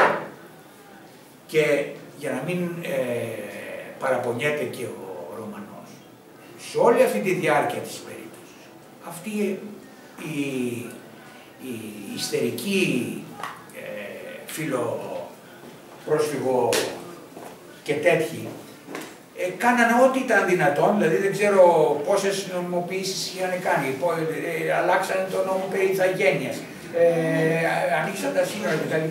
Είχαν διαλύσει το σύμπαν, ας πούμε, πάντα σκύλια λέστε κυριολεκτικά.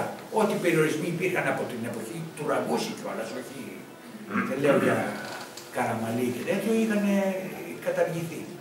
Λοιπόν, η Ελλάδα ήταν πραγματικά ανοχήρωτη χώρα. Και η άλωση, ναι, μα όταν γίνει άλωση, 1453 έγινε άλωση. Δεν υπήρχε πιθανότητα κάποιος Έλληνας εκείνη την εποχή να πει ότι ξέρεις σε 1, 2, 3 χρόνια πάλι δικά μας θα είναι, έτσι. Λοιπόν, σε αυτή την κατάσταση βρισκόμαστε σήμερα και γι' αυτό λέω ότι είναι μεγάλη ήττα. Αλλά θέλω να σας πω, τώρα δεν ξέρω πόση ώρα έχουμε να κάνουμε και λίγο συζήτηση.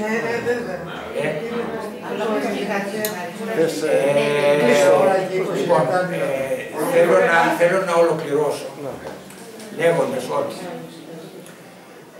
το μόνο στοιχείο, δηλαδή αυτή τη στιγμή ο ελληνισμός δεν είναι μόνο ότι βρίσκεται υποδουλωμένος σε ένα σύστημα που θέλει να τον εξοντώσει τελείως.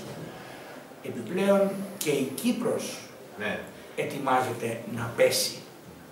Και απλώς δεν έχουν βρει τη φόρμουλα, μην διακινδυνεύσουν πάλι δημοψήφισμα, διότι έτσι και γίνει δημοψήφισμα φοβούνται ότι, ας πούμε, γιατί στην Κύπρο υπάρχει τουλάχιστον ένας Σιζόπουλος της ΕΔΕΚ, ο οποίος έχει πάρα πολύ καθαρές θέσεις και είναι ανά πάσα στιγμή, όπως και ο Παπαδόπουλος, μπορεί να ρίξει το φυτίλι και να γίνει πάλι η έκθεση και να πούνε όχι και το πράγμα τότε διαλύεται. Βέβαια, θα πούνε να οι Κύπροι που είναι αυτό, πάμε να τους καταλάβουμε τα όπλα, μπείτε Τούρκοι αλέστες. Αλλά θέλω να πω ότι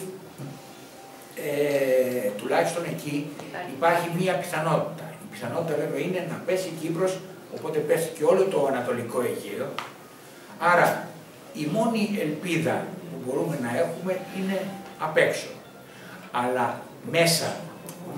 Από πού απ' έξω? Απ' έξω. Από μηχανίστα, πόλεμος που έρχεται, γυρίζει υπέρ μας και τα λοιπά. Δεν χρειάζεται να το συζητήσουμε. πω αυτό. Το σημαντικό σε όλη αυτή την ιστορία, η μόνη για μένα θετική εμπειρία από όλα αυτά είναι ότι δεν έχει υπάρξει πολιτική δύναμη στην Ελλάδα αυτά τα τελευταία χρόνια να επικαλεστεί και να προβάλλει την αρχή της νομιμότητας. Δηλαδή να πει ότι εγώ αμφισβητώ ολόκληρο αυτό το σύστημα. Όχι μόνο γιατί είναι παράνομο σύμφωνα με τις γραφές ΟΗΕ, Ευρωπαϊκή Ένωση, Συμβουλή Ασφαλείας, οτιδήποτε, αλλά κυρίως και περισσότερο για την καταστροφή που έχει κάνει στην χώρα μου. Οπότε απαιτώ, το πρώτο και το κύριο που απαιτώ είναι επανόρθωση αυτών των ζημιών. Και μόνος πάνω σε αυτό δέχομαι να διαπραγματευτώ. Αυτή είναι η μόνη εναλλακτική πολιτική την οποία μπορούμε να κάνουμε. Έτσι ώστε, ακόμα και αν χρειαστεί να βγούμε από το ευρώ, έτσι, αυτό θα γίνει υπό όρους επανόρθωσης και προστασίας μας από τους εσμούς με τους οποίους, και όχι, Ρωσίλ, σε διαλύσαμε τώρα, σε πετάμε στα σφουγγαρόπωνα να σε φάνε τα σκυλιά. Έτσι. Κατάλαβες, έχει διαφορά αυτό το πράγμα.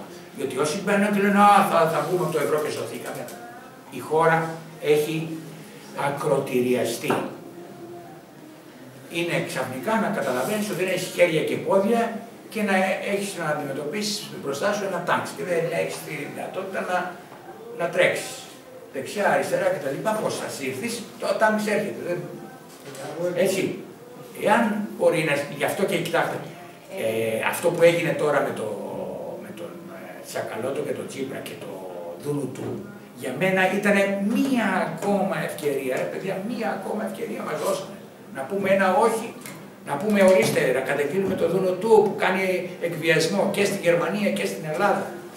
Εντάξει, και βγαίνει δημόσια και λέει και κάνει και δείχνει. Εντάξει.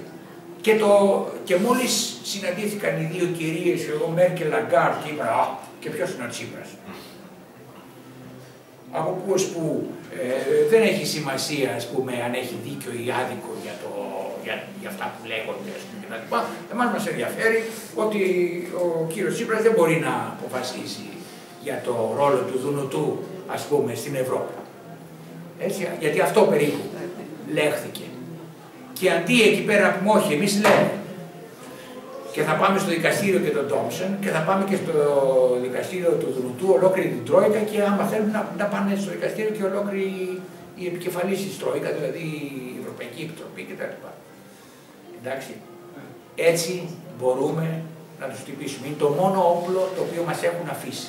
Το μόνο όπλο το οποίο δεν έχουμε εκμεταλλευτεί, αλλά βέβαια αυτό το όπλο δεν μπορεί να το χρησιμοποιήσουν αυτοί οι οποίοι το παρέδωσαν. Έτσι, όσοι βρίσκονται αυτή τη στιγμή έχουν παραδώσει στη Βουλή, έχουν παραδώσει αυτό το όπλο. Και ακόμα και αυτοί που είναι απ' έξω, όταν δεν το λένε καθαρά και όταν μιλάνε είτε για το χρέος γενικώς, έλεγχο του χρέους, είτε έξω από το ευρώ, είτε κάτι άλλο κτλ., μην τους πιστεύετε. Προσπαθούν να μιλήσουν αόριστα, να σας πουλήσουν παραμύθι τη στιγμή που ξέρουμε ότι είναι μετρημένα κουκιά πλέον η υπόθεση του ελληνισμού γενικώς, έτσι, γιατί πέφτει η Κύπρος, πέφτει το Αιγαίο, πέφτει η Ελλάδα, πέφτει και όλος ο ελληνισμός στον υπόλοιπο κόσμο, θα ντρέπονται να λέγονται Έλληνες, όπως είναι οι Παλαιστίνοι, έτσι. Δεν θα πούνε ποτέ πουθενά στην Αμερική, στην Ευρώπη, οι Παλαιστίνοι να πάει να πει ότι ξέρεις είμαι Παλαιστίνιος και όχι Άραβας ή Μουσουλμάνος. Δεν έχουν συνειδητοποιήσει ο κόσμος εδώ αυτή την κατάσταση, δεν την έχουν συνειδητοποιήσει. Είναι τρομερό. Αυτό είναι τρομερή επιτυχία. Είναι τρομερή επιτυχία και προπαγανδιστική και πλήση εγκεφάλου και στρατηγικής που ακολουθήθηκε, δηλαδή η τακτική του σαλαμιού, αλλά στην εντέλεια παιγμένη. Δηλαδή και οι ίδιοι δεν πιστεύουν τον εαυτό τους. Δηλαδή είμαι σίγουρος ότι γυρίζει ο Τόμψον και λέει καλά πώς τα καταφέραμε. Κάπου το έχει πει αυτό. Πώς δεν εξεγείρονται αυτοί. Αφού είναι δυστρόφικα, κύριε Μεσβούδε. Αφού είναι δυστρόφικα, τι πώς το καταφέρει. Όχι, και το περίστροφο στον κρόταφό μας. Έτσι λέμε, και το περίστροφο στον κρόταφο και το μαχαίρι στην πληγή και δυστρόφικα και όλα αυτά. Λοιπόν, ναι, αλλά πώς φτάσαμε ως εδώ. Πώς φτάσαμε ως εδώ. Μιλάμε για 8 χρόνια, για 7 χρόνια δεν έχει ξανασυμβεί στην ιστορία του κόσμου. Κατάρρευση οικονομίας επί 8 ολόκληρα χρόνια. Σταματήστε. Δηλαδή, μία ήταν ο Παπανδρέου με το πιστόλι στον κόντραφο, μια ήταν ο Σαμαράς με το πιστόλι στον κόντραφο. Δεν γίνεται. Είχε δίκιο ή δεν είχε ο Σαμαράς όταν έλεγε ότι το μνημόνιο είναι λάθος και ότι είναι καταστροφή για τη χώρα. Γιατί πήγε μετά, πήγε όμως μετά και είπε τα λάθη, πώς το λένε, ότι είσαι αναμάρτητο. Δηλαδή ζήτησε άφησε αναμαρτιών από τη Μέρκελ και καθίσαμε και τα λοιπά.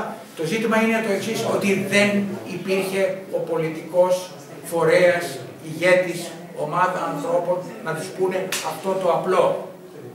Ότι κύριοι δεν διεκδικούμε, πώς το λένε, δεν μας ενδιαφέρει πλέον αν θα πληρώσουμε ή δεν θα πληρώσουμε το χρέος, δεν μας ενδιαφέρει το έλλειμμα, δεν μας ενδιαφέρει τίποτα.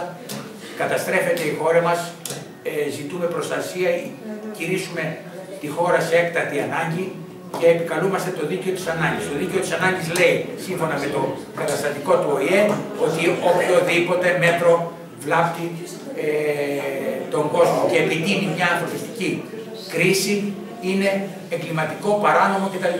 Είτε λέγεται χρέος, είτε λέγεται, πώς το λένε, περικοπές στις συντάξεις κτλ. Είναι δυνατόν τώρα, ας πούμε, να έχουν φτάσει οι συνταξιούχοι να τρέφουν 2 οικογένειες και να λες να τους κόψει και άλλες τις συντάξεις γιατί λέει η Γερμανία.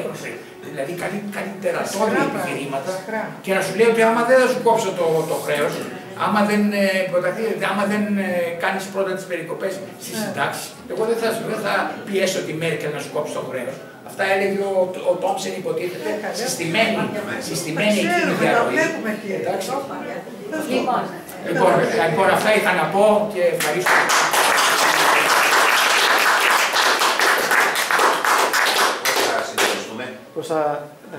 Μπορώ. Βεβαίως. Ναι, κύριε. Θα προσπαθήσω σε 2-3 λεπτά μόνο για να μιλήσω κι άλλοι. Να βάλω 2-3 ερωτήσεις, λέγοντας ταυτόχρονα και την άποψη, την αίσθηση που έχω, γιατί η απόψεως δεν δίνεται θέμα.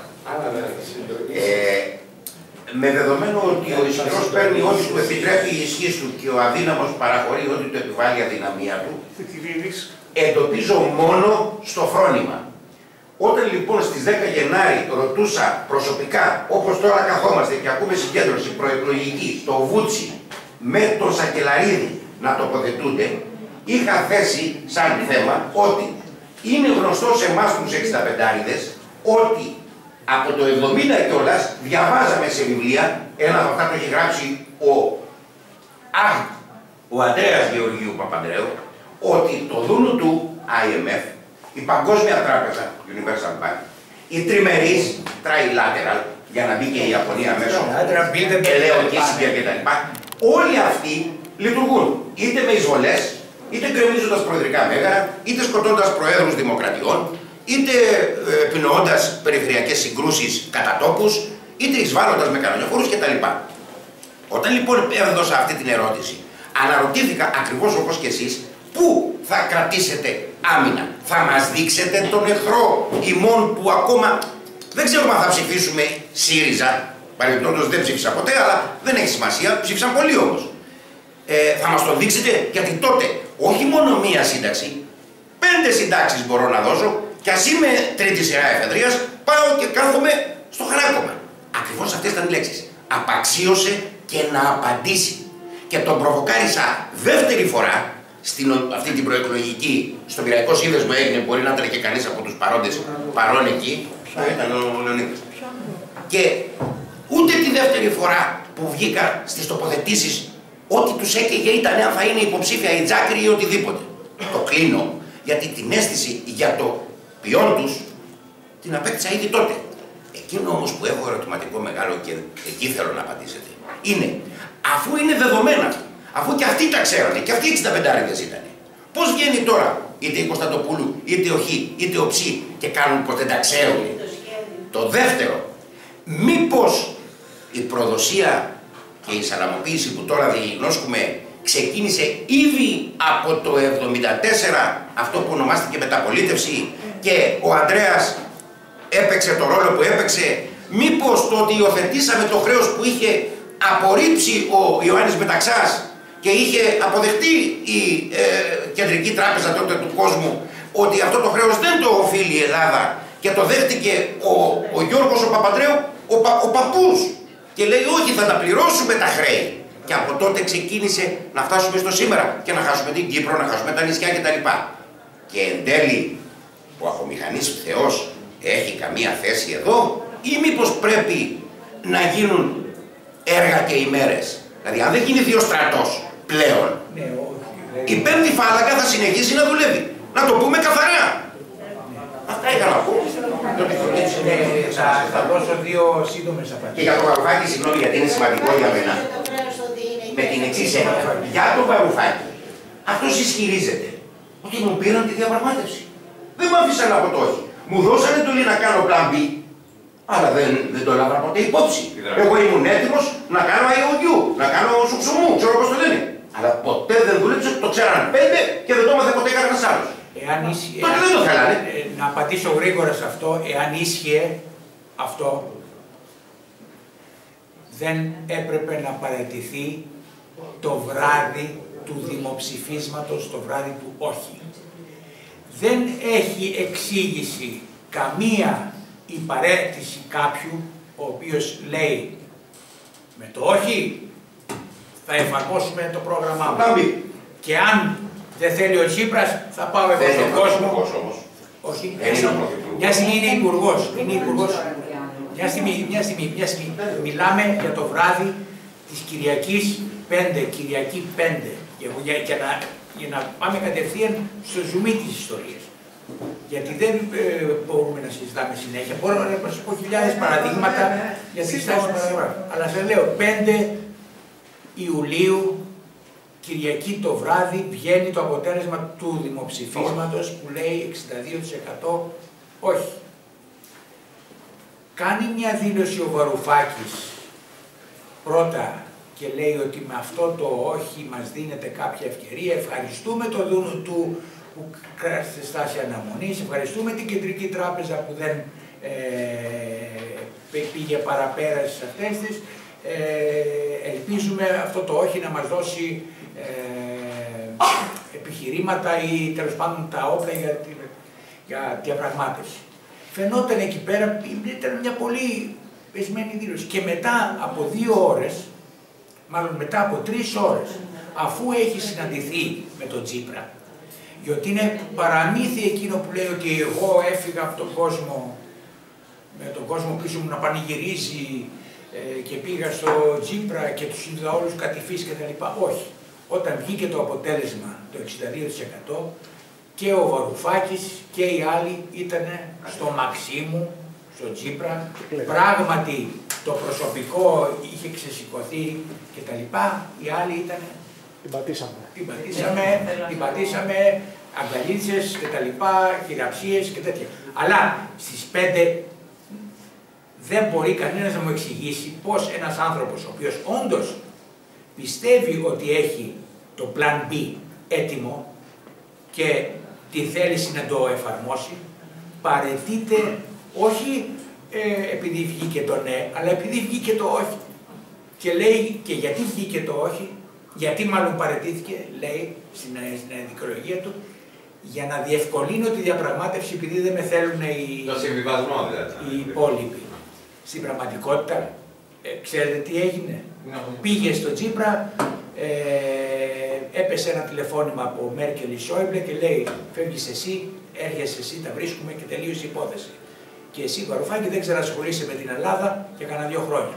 Όταν θα έρθει η ώρα σου θα σε στείλουμε ξανά μέσα. Αυτή είναι η άποψή μου. Εντάξει, και είναι πολύ σκληρή άποψη, αλλά τη λέω τώρα και δημόσια. Γιατί δεν μπορούμε να ακούμε συνέχεια χιλιάδες. Όχι, μην κολλήσουμε τώρα. Αυτό θα πρέπει να προσπαθάμε. Λοιπόν, το άλλο για το θέμα της Κωνσταντοπούλου και των αυτών.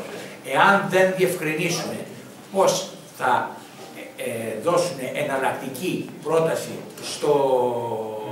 στην κατάσταση που υπάρχει τώρα, εντάξει, και ξεκινήσουν απλώς με μια παραλλαγή του Τσίπρα Ιανουάριο του 2015, δηλαδή το Επιτροπή Χρέους τώρα αυτό και τα λοιπά, δημοκρατία, εμείς είμαστε υπέρ αυτού, υπέρ εκείνου και άλλο, σημαίνει ότι η προσπάθειά τους είναι μόνο για να εισέλθουν στη Βουλή και όχι για να ανατρέψουν ένα καθεστώς. Έτσι. Λοιπόν, ποια ήταν η τελευταία. Άρα οι δυνάμεις, δηλαδή κοιτάξτε, εγώ αυτό το οποίο λέω σε εσάς, το λέω σε πολύ κόσμο. Το έχω πει και στην Κωνσταντοπούλου, το έχω πει και στο Κασιμάτι, το έχω πει παντού. Βλέπω μια δυσκολία. Εγώ πιστεύω ότι υπάρχουν κάποιοι άνθρωποι οι οποίοι παρόλο αυτά που έχει περάσει η Ελλάδα παραμένουν άφθαρτοι. Αυτοί οι λίγοι πνευματικοί, Κοντογιώργης, Κασιμάτης, Χατζηδάκης, το ένα το άλλο. Κοντογιώργης. Ναι. Μήπως κάνετε λάθος. Όχι, δεν Παίζει. Παίζει τι ποιοι. Μαρκεζίνης. Μαρκεζίνης, ναι, όλοι αυτοί. Αφού έχει τους μετανάστες, θα τους σηκώσει άπαπα να αλλάξει τίποτα. Όχι, μια στιγμή. Εμείς μιλάμε αν γίνεται, πώς γίνεται να ανατραπεί το καθεστώς. Πρέπει ένα ενιαίο μέτωπο προσωπικότητων οι οποίες θα μπουν μπροστά και θα πούνε παιδιά, δεν υπάρχει άλλη εναλλακτική λύση και διεκδικούμε την εφαρμογή της διεθνούς νομιμότητας. Τίποτα. Λοιπόν, εδώ λέει ο κύριος. Βέβαια, τον κύριο Ρωμανό να ακούσουμε. Τον κύριο Ρωμανό. Εντάξει, ο κύριος Ρωμανό. Δεν έχω, ευχαριστώ πολύ, αλλά σκέπτομαι μόνο αυτά ότι όντως εθνομηδενιστές δεν μπορούν να αγωνιστούν υπέρ της Ελλάδος. Σωστό. Δηλαδή αφού αυτοί είναι ευρωπαϊστές, αφού αυτοί είναι υπέρ της παγκοσμιοποίησης, γιατί η Ευρώπη είναι μια μικρή παγκοσμιοποίηση. Τι να κάνουν για το ελληνικό έθνος? Θα έπρεπε να πιστεύουν σε μια Ευρώπη των εθνών, όπως πιστεύει ο Ορμπάν της Ουγγαρίας, ο Τσέχος, ο Μίλος Ζέιμαν, ο Κατσίνσκι της Πολωνίας, ο Βίκο της Σλοβακίας, αυτοί οι άνθρωποι του Βίσεγκραντ που πιστεύουν σε μια Ευρώπη των πατρίδων. Αυτοί εδώ οι δικοί μας δεν έχουν πατρίδα. Πώς θα αγωνιστούν για την... Αυτοί φοβούνται ότι άμα αρχίσουν και ξυλώνουν το Δουνουτού θα ξυλωθεί όλο το πουλόβερ της Ευρώπης. Και αυτό δεν το θέλουν να ξυλώσουν αυτό το πουλόβερ. Αυτό είναι η Γερμανία όμως, εντάξει. Εμείς δεν έχουμε την πολυτέλεια να κρατάμε έστω και με μια μικρή κλωστή από το πουλόβερ της Ευρώπης. Ναι. Καταρχάς, ευχαριστούμε πολύ για όλες τις πληροφορίες που μας δώσατε. Η ερώτησή μου είναι, ωραία όλα. Από εδώ και πέρα τι κάνουμε? Σκορόμαστε και φεύγουμε? Όχι, αυτό είναι. Γιατί αυτό που κατάλαβα, δύο πράγματα πρέπει να γίνει. Να τους πάμε στο δικαστήριο. Εδώ έχει από τον ΟΗΕ απόφαση για την Κύπρο και δεν γίνεται τίποτα. Όχι. Το άλλο τι θα κάνουμε? Να πάρουμε τα τάξη να πάμε στο Βερολίνο? Δεν είναι το ίδιο πράγμα. Τι θα κάνουμε? Εγώ δεν λέω για κάποιον δικαστικό δρόμο προς την απελευθέρωση. Λέω όμως σαν πολιτικό επιχείρημα και σαν όπλο το οποίο μας δίνει το σύστημα, δηλαδή το μοναδικό όπλο το οποίο έχει ο αδύνατος στον καπιταλισμό, είναι αυτή η κουσουρωμένη νομιμότητα η οποία παρέχεται από το υποτιθέμενο δημοκρατικό καθεστώς του καπιταλισμού. Δεν πιστεύω ότι μπορούμε αυτό το πράγμα να το πετάξουμε σε σκουπίδια όπως κάνει ας πούμε το ΚΚΕ που λέει νόμος είναι το δίκαιο του εργάτη. Ό,τι θέλει κάνει ο εργάτης. Αφού ο καπιταλιστής κυβερνάει, ο καπιταλιστής κάνει ό,τι θέλει, εμείς καθόμαστε να περιμένουμε πότε θα αποφασίσει ο κόσμος ας πούμε, να μας ψηφίσει να κάνουμε την επανάσταση. Δεν δουλεύει έτσι το σύστημα. Το σύστημα δίνει το αδύνατο σημείο του και εκεί πέρα θα πρέπει να το πιάσεις. Το πώς θα γίνει αυτό, σας λέω, είναι υπόθεση των ανθρώπων οι οποίοι έχουν ακόμα κάποιο κύρος στην κοινωνία, να βγουν μπροστά, όπως είχε βγει τότε στην αρχή μόνος του ο Θοδωράκης, εντάξει, ο Μίκης Θοδωράκης, αλλά τώρα δεν φτάνει μόνο ο Μίκης, γιατί τώρα έχει και την Κωνσταντοπούλου να τρέχει πίσω από άγνωστους αυτούς και να σου πει φτιάξτε μου και ένα μέτωπο για να καλύψω το κόμμα. Κατάλαβε. Θα πάει και η ΛΑΕ μαζί και πάλι θα έχουμε μια αριστερά η οποία όντως εθνομηδενιστική δεν πρόκειται να μας. Και θα μείνει το πατριωτικό στοιχείο απ' έξω. Έτσι. Λοιπόν, για το πατριωτικό στοιχείο λέω ότι έχει υποστεί μία μεγάλη ήττα το 2015 και ότι τώρα δεν έχει τις δυνάμεις, είναι ελάχιστες οι δυνάμεις που έχει, αυτές οι δυνάμεις πρέπει, εάν μπορεί να κάνει κάτι πρέπει να τις συγκεντρώσει, έτσι. Δηλαδή να πάρει τους ανθρώπους και να τους πεις κοιτάξτε, να δείτε, θα κάνουμε μια διακήρυξη μαζί και από εκεί και πέρα αφήστε το υπόλοιπο, αλλά αυτή τη διακήρυξη θα την εφαρμόσουμε. Εάν αρέσει στην αριστερά, στον κόσμο, στο λαό, όχι σε εμάς, από τους έξω, τι θα κάνουμε. Ας τους έξω, στη διακήρυξη εννοείται ότι θα θέλουμε ότι αυτό το καθεστώς δεν πάει άλλο. Εμείς θέλουμε την ανατροπή του καθεστώτος και να το κάνουμε αυτό, πώς το λένε, ελευθερία ή θάνατος. Δηλαδή εδώ πέρα μιλάμε ότι ο ελληνισμός αφανίζεται, κινδυνεύει, απειλείται με αφανισμό.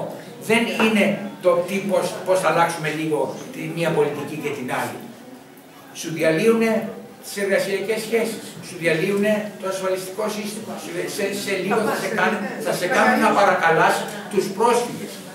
Οι πρόσφυγες αυτή τη στιγμή στην Ελλάδα έχουν μεγαλύτερα, περισσότερα δικαιώματα από τους Έλληνες αστέγους και ανέργους. Εδώ πέρα πήγανε τις προάλλες αυτοί, πήγανε και καταλάβανε ένα ολόκληρο ξενοδοχείο. Η κακομοίρα αυτή έτυχε να είναι αριστερή και την πάτησε το City Plaza. Τις το καταλάβανε και σου λέει έτσι θέλω η αλληλεγγύη όλη αυτή. Βάζουμε μέσα τους μετανάστες και απειλούν το ίδιο θα κάνουν και σε όλα τα άδεια ξενοδοχεία. Και οι Έλληνες, ας πούμε, οι άνεργοι και οι άστεγοι κτλ. Μα όταν πήγε να ζητήσει και το λόγο την απειλήσανε κιόλας. Όταν πήγε να ζητήσει το λόγο την απειλήσανε. Άμα ξανάρθεις εδώ πέρα. Λέει, άμα έρθεις εδώ πέρα, ας πούμε, έχουμε και λογιστούς, έχουμε και τέτοια. Δεν υπάρχει περίπτωση. Δηλαδή, μιλάμε για ένα καθεστώς το οποίο έχει αναπτύξει ένα παρακράτος το οποίο είναι πολύ πιο επικίνδυνο. Γιατί το παρακράτος της δεξιάς, του φασισμού, είναι ένα παρακράτος το οποίο έχει φάει τα ψωμιά του ιδεολογικά. Δεν μπορεί να μπερδέψει τον κόσμο. Ενώ εδώ πέρα σου λέει ο άλλος, θα πας εσύ, θα χτυπήσεις τους ανθρώπους χωρίς τον ίδιο μοίρα, χωρίς αυτό κτλ. Θα τους διώξεις, θα τους κάνεις, θα τους ρίξεις. Αυτοί οι άνθρωποι κτλ. Και βλέπεις περισσότεροι είναι ISIS. Πήρε δεν ξέρω πόσο ο Άσαντ στη Συρία, ας πούμε, και έβλεπες χιλιάδες κόσμος να παρηγυρίζει στους δρόμους. Πού είναι αυτοί, γιατί δεν σηκώνονται να φύγουν και φεύγουν μόνο από τις περιοχές που είναι υπό τον έλεγχο του Ισλαμικού κράτους. Έτσι. Όλοι αυτοί είναι βραδιφλεγείς μπόμπες μέσα στη χώρα. Τι ρόλο παίζουν που έχουν κλείσει κατεβάσει τα ρόλα της ενημέρωσης? Οι δημοσιογράφοι, δηλαδή και εγώ είμαι στη χειρότερη μοίρα γιατί είμαι κοντά στην ηλικία συνταξιοδότησης, δεν έχω δουλειά αυτή τη στιγμή σταθερή και περίμενα, ξέρω εγώ, φέτος ή του χρόνου το πολύ, ας πούμε, να πάω να δώσω τα χαρτιά μου, να πληρώσω κάποια εξαγορά που θέλω να κάνω, να πάρω τη σύνταξη. Εάν καταργήσουμε το αγγελιώσιμο, που ουσιαστικά είναι υποκατάστατο της εργοδοτικής εισφοράς στις συντάξεις των δημοσιογράφων, τελείωσε το ασφαλιστικό σύστημα, δεν υπάρχει. Θα μας βάλει όλους στο ΙΚΑ και άντε να παίρνεις μετά, άντε να βρίσκεις που, σε ποια κατηγορία είναι και τι. Δεν θα φτάνουν τα υπερομίσθια. Δεν αντιπρομήθεια η ουσούρα. Καλά, δεν έχουν τώρα καθόλου. Δηλαδή, μιλάμε για το μέλλον τώρα, για εμάς. Σύντομη, ναι, αν και είναι πολλές. Το θέμα είναι, θα πάω και στο βασικό σας θέμα. Ο Κασιμάτης. Ο Κασιμάτης, θα παρακολουθώ εγώ, έχει δίκιο, έτσι είναι, τα έχει αναλύσει, τα έχει θεμελιώσει σωστά. Όλοι οι αντιμνημονιακοί θεμελιώνουν τις αιτιάσεις τους πάνω στον Κασιμάτη, τις νομικές, έτσι. Λοιπόν, σωστά, οκ. Εγώ δεν μπορώ να καταλάβω το εξής. Επικυβέρνηση ΣΥΡΙΖΑ λένε ότι θα καλέσουμε επιτροπή του ΟΗΕ για να εξετάσει κατά πόσο είναι οι δεχθές απεχθές το χρέος. Έρχεται η επιτροπή, αυτή η οποία έχει την επαφή με την επιτροπή είναι η Ζωή Κωνσταντοπούλου και η επιτροπή εξετάζει κάποια πράγματα, ξένοι. Όλοι ξένοι, έτσι, από τον ΟΗΕ. Ναι, όχι. Ήταν και ο Τιουσέν, είναι γνωστή. Λοιπόν, εξετάζει κάποια πράγματα, κάνει ένα προκαταρτικό αυτό και κάνει και το τελικό μετά και την τελική έκθεση. Και τα παραδείγματα. Όχι τελική έκθεση, ένα preliminary που έμεινε preliminary γιατί δεν είχε τα στοιχεία της Τραπέζης Ελλάδος. Ναι, δεν τα άφηνε ο Στουρνάρας. Εντάξει. Λοιπόν, αυτοί λοιπόν τι λένε οι άνθρωποι, ξένοι, έτσι. Λένε ότι εάν επικαλεστούμε αυτό που είπατε εσείς, αναγκαστικό δίκαιο που λέει ο Κασιμάτης κτλ., διαγράφω το λέει γιατί είναι όλα παράνομα. Και τι γίνεται, μέσα, στο μεταξύ είναι η Ζωή, έτσι, η οποία το υποστηρίζει αυτό. Λέει ότι έχουν δίκιο η Επιτροπή του ΟΗΕ, που σωστά τα λέει. Και ψάχνω εγώ εκείνη την περίοδο να δω πού το λέει. Είπαμε, την κυβέρνηση την έχει ο ΣΥΡΙΖΑ, τη Βουλή την έχει Κωνσταντοπούλου ΣΥΡΙΖΑ. Και η Επιτροπή λέει κάτι θετικό για την Ελλάδα. Στο σταθμό της Βουλής, σε σύντομα μηνύματα κάτω του 1 λεπτού, 20 δεύτερα, κάτι τέτοιο, μιλάνε μέλη της Επιτροπής. Και λένε ότι είναι όλα παράνομα, επικαλεστείτε αναγκαστικό δίκαιο όπως το έχουν χιλιάδες χώρες και εμείς στο παρελθόν, είπες εσύ για το μεταξύ. Αυτά καταραίουν. Αυτό. Δεν μπορώ να καταλάβω. Δηλαδή, η κυβέρνηση ΣΥΡΙΖΑ με τη Ζωή, η οποία το υποστήριζε, αυτό προς τιμή της, έτσι, προς τιμή της. Ναι, γιατί δεν το είπε ότι η Επιτροπή των Ξένων αυτών του ΟΗΕ είπε αυτό, γιατί δεν το κάνουμε. Να εξηγήσω κάτι. Ο οργανισμός διάσωσης, υποτίθεται έτσι, στο οποίο εντασσόμαστε τώρα, είναι ο ESM. Υπάρχει ένα εδάφιο στο καταστατικό του ESM που λέει ότι φυσικά ο ESM θα αναλάβει υπό την σκέπη του να χρηματοδοτήσει το μνημόνιο οτιδήποτε μιας χώρας, θα πρέπει πρώτα να εξετάσει και την νομιμότητα του χρέους της χώρας αυτής. Εγώ πιστεύω ότι για να παρακαμφθεί αυτό που είναι ένα ακόμα στοιχείο παρανομίας του όλου συστήματος, έγινε η Επιτροπή του χρέους τον Απρίλιο κιόλας, έτσι, όχι Φεβρουάριο, όχι Ιανουάριο, αλλά τον Απρίλιο στήθηκε η Επιτροπή αφού πήγαινε η διαδικασία προς τα εκεί που πήγαινε, εντάξει, γιατί για να παρακαμφθεί το προφανές ότι ο ESM ο ίδιος είναι υποχρεωμένος να κάνει αυτόν τον έλεγχο.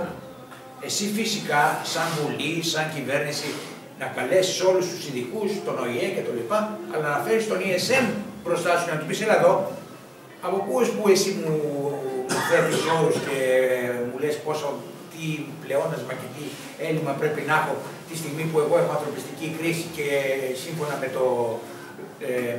τον κανονισμό σου για το χρέος πρέπει να μου βεβαιώσει πρώτα ότι είναι νόμιμο όλο το χρέος. Δεν το έκανε κανένας αυτό. Εντάξει, όλοι νομίζανε ότι το θέμα της νομιμότητας του χρέους είναι εκτός του συστήματος της Τρόικας και τα αυτά. Γιατί όλα αυτά τα πράγματα είναι ένας κικαιώνας δευτερογενούς δικαίου τον οποίο έχουν στήσει οι Γερμανοί μετά το 2008, εντάξει, το οποίο λίγοι τον έχουν κοιτάξει, λίγοι έχουν δει πόσο αυταρχικό, ολοκληρωτικό και καταπιεστικό είναι αυτό το σύστημα. Το σύμφωνο σταθερότητας, το καινούριο, το λεγόμενο Twin Pack, έτσι, όπου θα πρέπει η Επιτροπή κάθε μήνα σχεδόν να πας να στέλνεις τον προϋπολογισμό σου στην Ευρωπαϊκή Επιτροπή και μετά να το φέρνεις στο Κοινοβούλιο. Αυτά είναι όλα καινούργιοι κανονισμοί, έτσι. Κανονισμοί φασιστικοί του παράνομα. Έχουν ακόμα και η απειλή του Brexit. Είναι το μεγαλύτερο έγκλημα το οποίο θα μπορούσε να γίνει. Όταν υποτίθεται ο Βενιζέλος είχε κληθεί τον Σεπτέμβριο του 2011 σε γεύμα εργασίες με τον Σόιμπλε Και αντί να συζητήσει για το κούρεμα, το PSI, του βγάζει ο άλλος ένα χαρτί και του λέει έλα να συμφωνήσουμε να φύγετε. Πόσα θέλετε, τόσα, ας πούμε, εντάξει, θα δίνω για τα. Εκείνη τη στιγμή αν του λέει ο άλλος, ξέρεις αυτό, θα πάω να το βγάλω έξω γιατί είναι παράνομο. Εγώ δεν μπορώ να διακινδυνεύσω τη χώρα μου, ας πούμε, να διαλυθεί χωρίς να συζητήσουμε και να διαπραγματευτούμε ανοιχτά τους όρους με τους οποίους θα βγω, όπως λέμε και τώρα. Εντάξει, πρώτα θα επανορθώσετε τη ζημιά που μας έχετε κάνει και μετά αν χρειάζεται να βγούμε. Αλλά θα βγούμε υπό την προστασία σας, όχι αν μας κυνηγάτε με το όπλο και να μας έχετε είδατε που πάθανε οι Έλληνες. Γιατί αυτό λέτε σήμερα. Λοιπόν, εμείς δεν τα έχουμε κοιτάξει αυτά. Εδώ πέρα ο Βαρουφάκης, για να λέμε λίγο, δηλαδή είναι και λυπηρό, έφτασε να καταλάβει ότι το Eurogroup είναι ένα άτυπο όργανο, ένα παράνομο όργανο, δεν έχει υπόσταση στις ευρωπαϊκές συνθήκες. Έφτασε να το καταλάβει πότε, τον Ιούνιο όταν το πετάξαν έξω. Και τους λέει, ξέρετε, ναι, με διώχνετε τώρα έξω, ας πούμε, λέει, είναι νόμιμο αυτό. Και τότε μαζεύτηκαν κάποιοι γραφειοκράτες και του λένε, ξέρεις, ας πούμε, το Eurogroup δεν είναι ένα άτυπο όργανο και ό,τι λέει ο πρόεδρος, εντάξει, ισχύει. Και τι να πει να κάτσει, όχι, τώρα σας έπιασε, να κάτσετε, για να δούμε πόσες άλλες παρανομίες έχετε κάνει. Είπε, εντάξει, τώρα. Ο Κασιμάτης, αυτό τι λέει ο Κασιμάτης, ότι επειδή δεν υπάρχει σύνταγμα στην Ευρωπαϊκή Ένωση, ρόλο συντάγματος παίζουν οι συνθήκες. Δεν υπάρχει συνθήκη που να λέει ότι το Eurogroup αποφασίζει για τις εσωτερικές οικονομίες στον χώρο. Δεν υπάρχει. Είναι παράνομα όλα. Πρώτα απ' όλα δεν υπάρχει κοινή δημοσιονομική πολιτική. Ακριβώς. Δεν υπάρχει. Εντάξει, από πού και ως πού εσύ όχι μόνο θα επιβάλλεις μια πολιτική στη χώρα, αλλά και θα την έχεις υποέλεγχο, θα πες, όχι θα βάλεις και αυτό, θα κάνεις και εκείνο, θα κάνεις και άλλο. Ο Μαριάς τελικά τι Και τα μνημόνια που υπογράψαν. Είναι παράνομα, είπαμε, είναι παράνομα. Τα υπέγραψαν οι πρωθυπουργοί. Πρόσεχε, να πηγαίνεις στο Κίμ Ιον Un της Βορείου Κορέας και να του λες, δεν μου λες κοντάτερα, δέχεις. Θέλεις να πάρεις να από τη δυσκολία σου, να γράψω να είναι καλό, εννοείς κόψε παράνομο. Πού θα καταφύγουμε να βρούμε το δίκιο μας. Σου λέω, οι συνθήκες. Πού θα καταφύγουμε να βρούμε το δίκιο μας. Δεν καταφεύγουμε, καταφεύγουμε σε οποιαδήποτε δικαστήρια. Πολιτικά όμως. Πολιτικά όμως ποιο είναι το δίκιο μας αυτό. Δεν μπορούμε να καταφύγουμε σε δικαστήριο. Στον όρο δεν είναι νόμιμο. Και θέλω να στραφώ, πούμε, αυτό να μου το απαντήσει κάποιο δικαστήριο. Και δεν μου αναφέρετε ποιο δικαστήριο είναι αυτό. Να σου πω εγώ ένα δικαστήριο. Το δικαστήριο, το ποινικό δικαστήριο της Χάγης. Το Διεθνές Ποινικό Δικαστήριο της Χάγης. Που έγραψα εγώ στο ένα από αυτά τα άρθρα ότι ο Τόμψεν, η θέση του Τόμψεν είναι δίπλα στο Κάραζιτς στο Διεθνές Δικαστήριο της Χάγης. Ένα αυτό. Εντάξει, όλοι οι πρωθυπουργοί, οι υπουργοί κτλ. Που υπόγραψαν τα μνημόνια έχουν διαπράξει εσχάτη προδοσία. Τους καταγγέλεις. Υπάρχουν καταγγελίες. Κρυμμένες βέβαια. Δηλαδή δεν το συζητάει κανένας, ούτε θα βγει στην τηλεόραση. Αλλά αυτά τα πράγματα υπάρχουν. Δημήτρη, μια συμπεριά, μου είχες πει ότι γράφεις βιβλίο. Αυτά τα γράφεις τώρα. Τα γράφω, ναι. Όταν θα τα γράψεις μας το πεις. Ναι, εννοείται. Θα κάνουμε μια παρουσίαση. Κάνουμε παρουσίαση. Λοιπόν, τελειώσαμε. Εσείς θέλετε να ρωτήσετε. Τόση ώρα μιλάμε για τους ξένους και τις πιέσεις που δεχόμαστε. Λίγο πολύ τους ξέρουμε τους ξένους. Και στον Πρώτο Παγκόσμιο Πόλεμο και στον Δεύτερο Παγκόσμιο Πόλεμο πιο πολύ ζημιά μας κάνανε σαν φίλοι παρά σαν εχθροί. Για τον εαυτό μας, για μας, τι ευθύνες έχουμε. Μήπως έχουμε τις μεγαλύτερες ευθύνες. Είπατε να βγει μια ομάδα, Μα γιατί λέω, συγγνώμη, είπα στην αρχή. Και ίσως αυτό δεν έγινε κατανοητό, ακριβώς γιατί είναι μια ιδέα η οποία δεν έχει συζητηθεί. Ότι όταν λέμε μεγάλη ήττα, σημαίνει ότι σε διάφορα πεδία ο ελληνισμός υποτίθεται ότι έπρεπε να δώσει μια μάχη. Ποτέ δεν την έδωσε αυτή τη μάχη. Παντού υποχωρούσε αμαχητή. Λοιπόν, οι εχθροί οι οποίοι εμφανίστηκαν στις διάφορες μάχες και στα πεδία των μαχών εκείνων, δεν ήταν μόνο οι ξένοι. Ήταν και Έλληνες, ήταν και πράκτορες των ξένων, ήταν και οι δωροδόχοι των ξένων, ήταν και τα χρηματοοικονομικά συμφέροντα.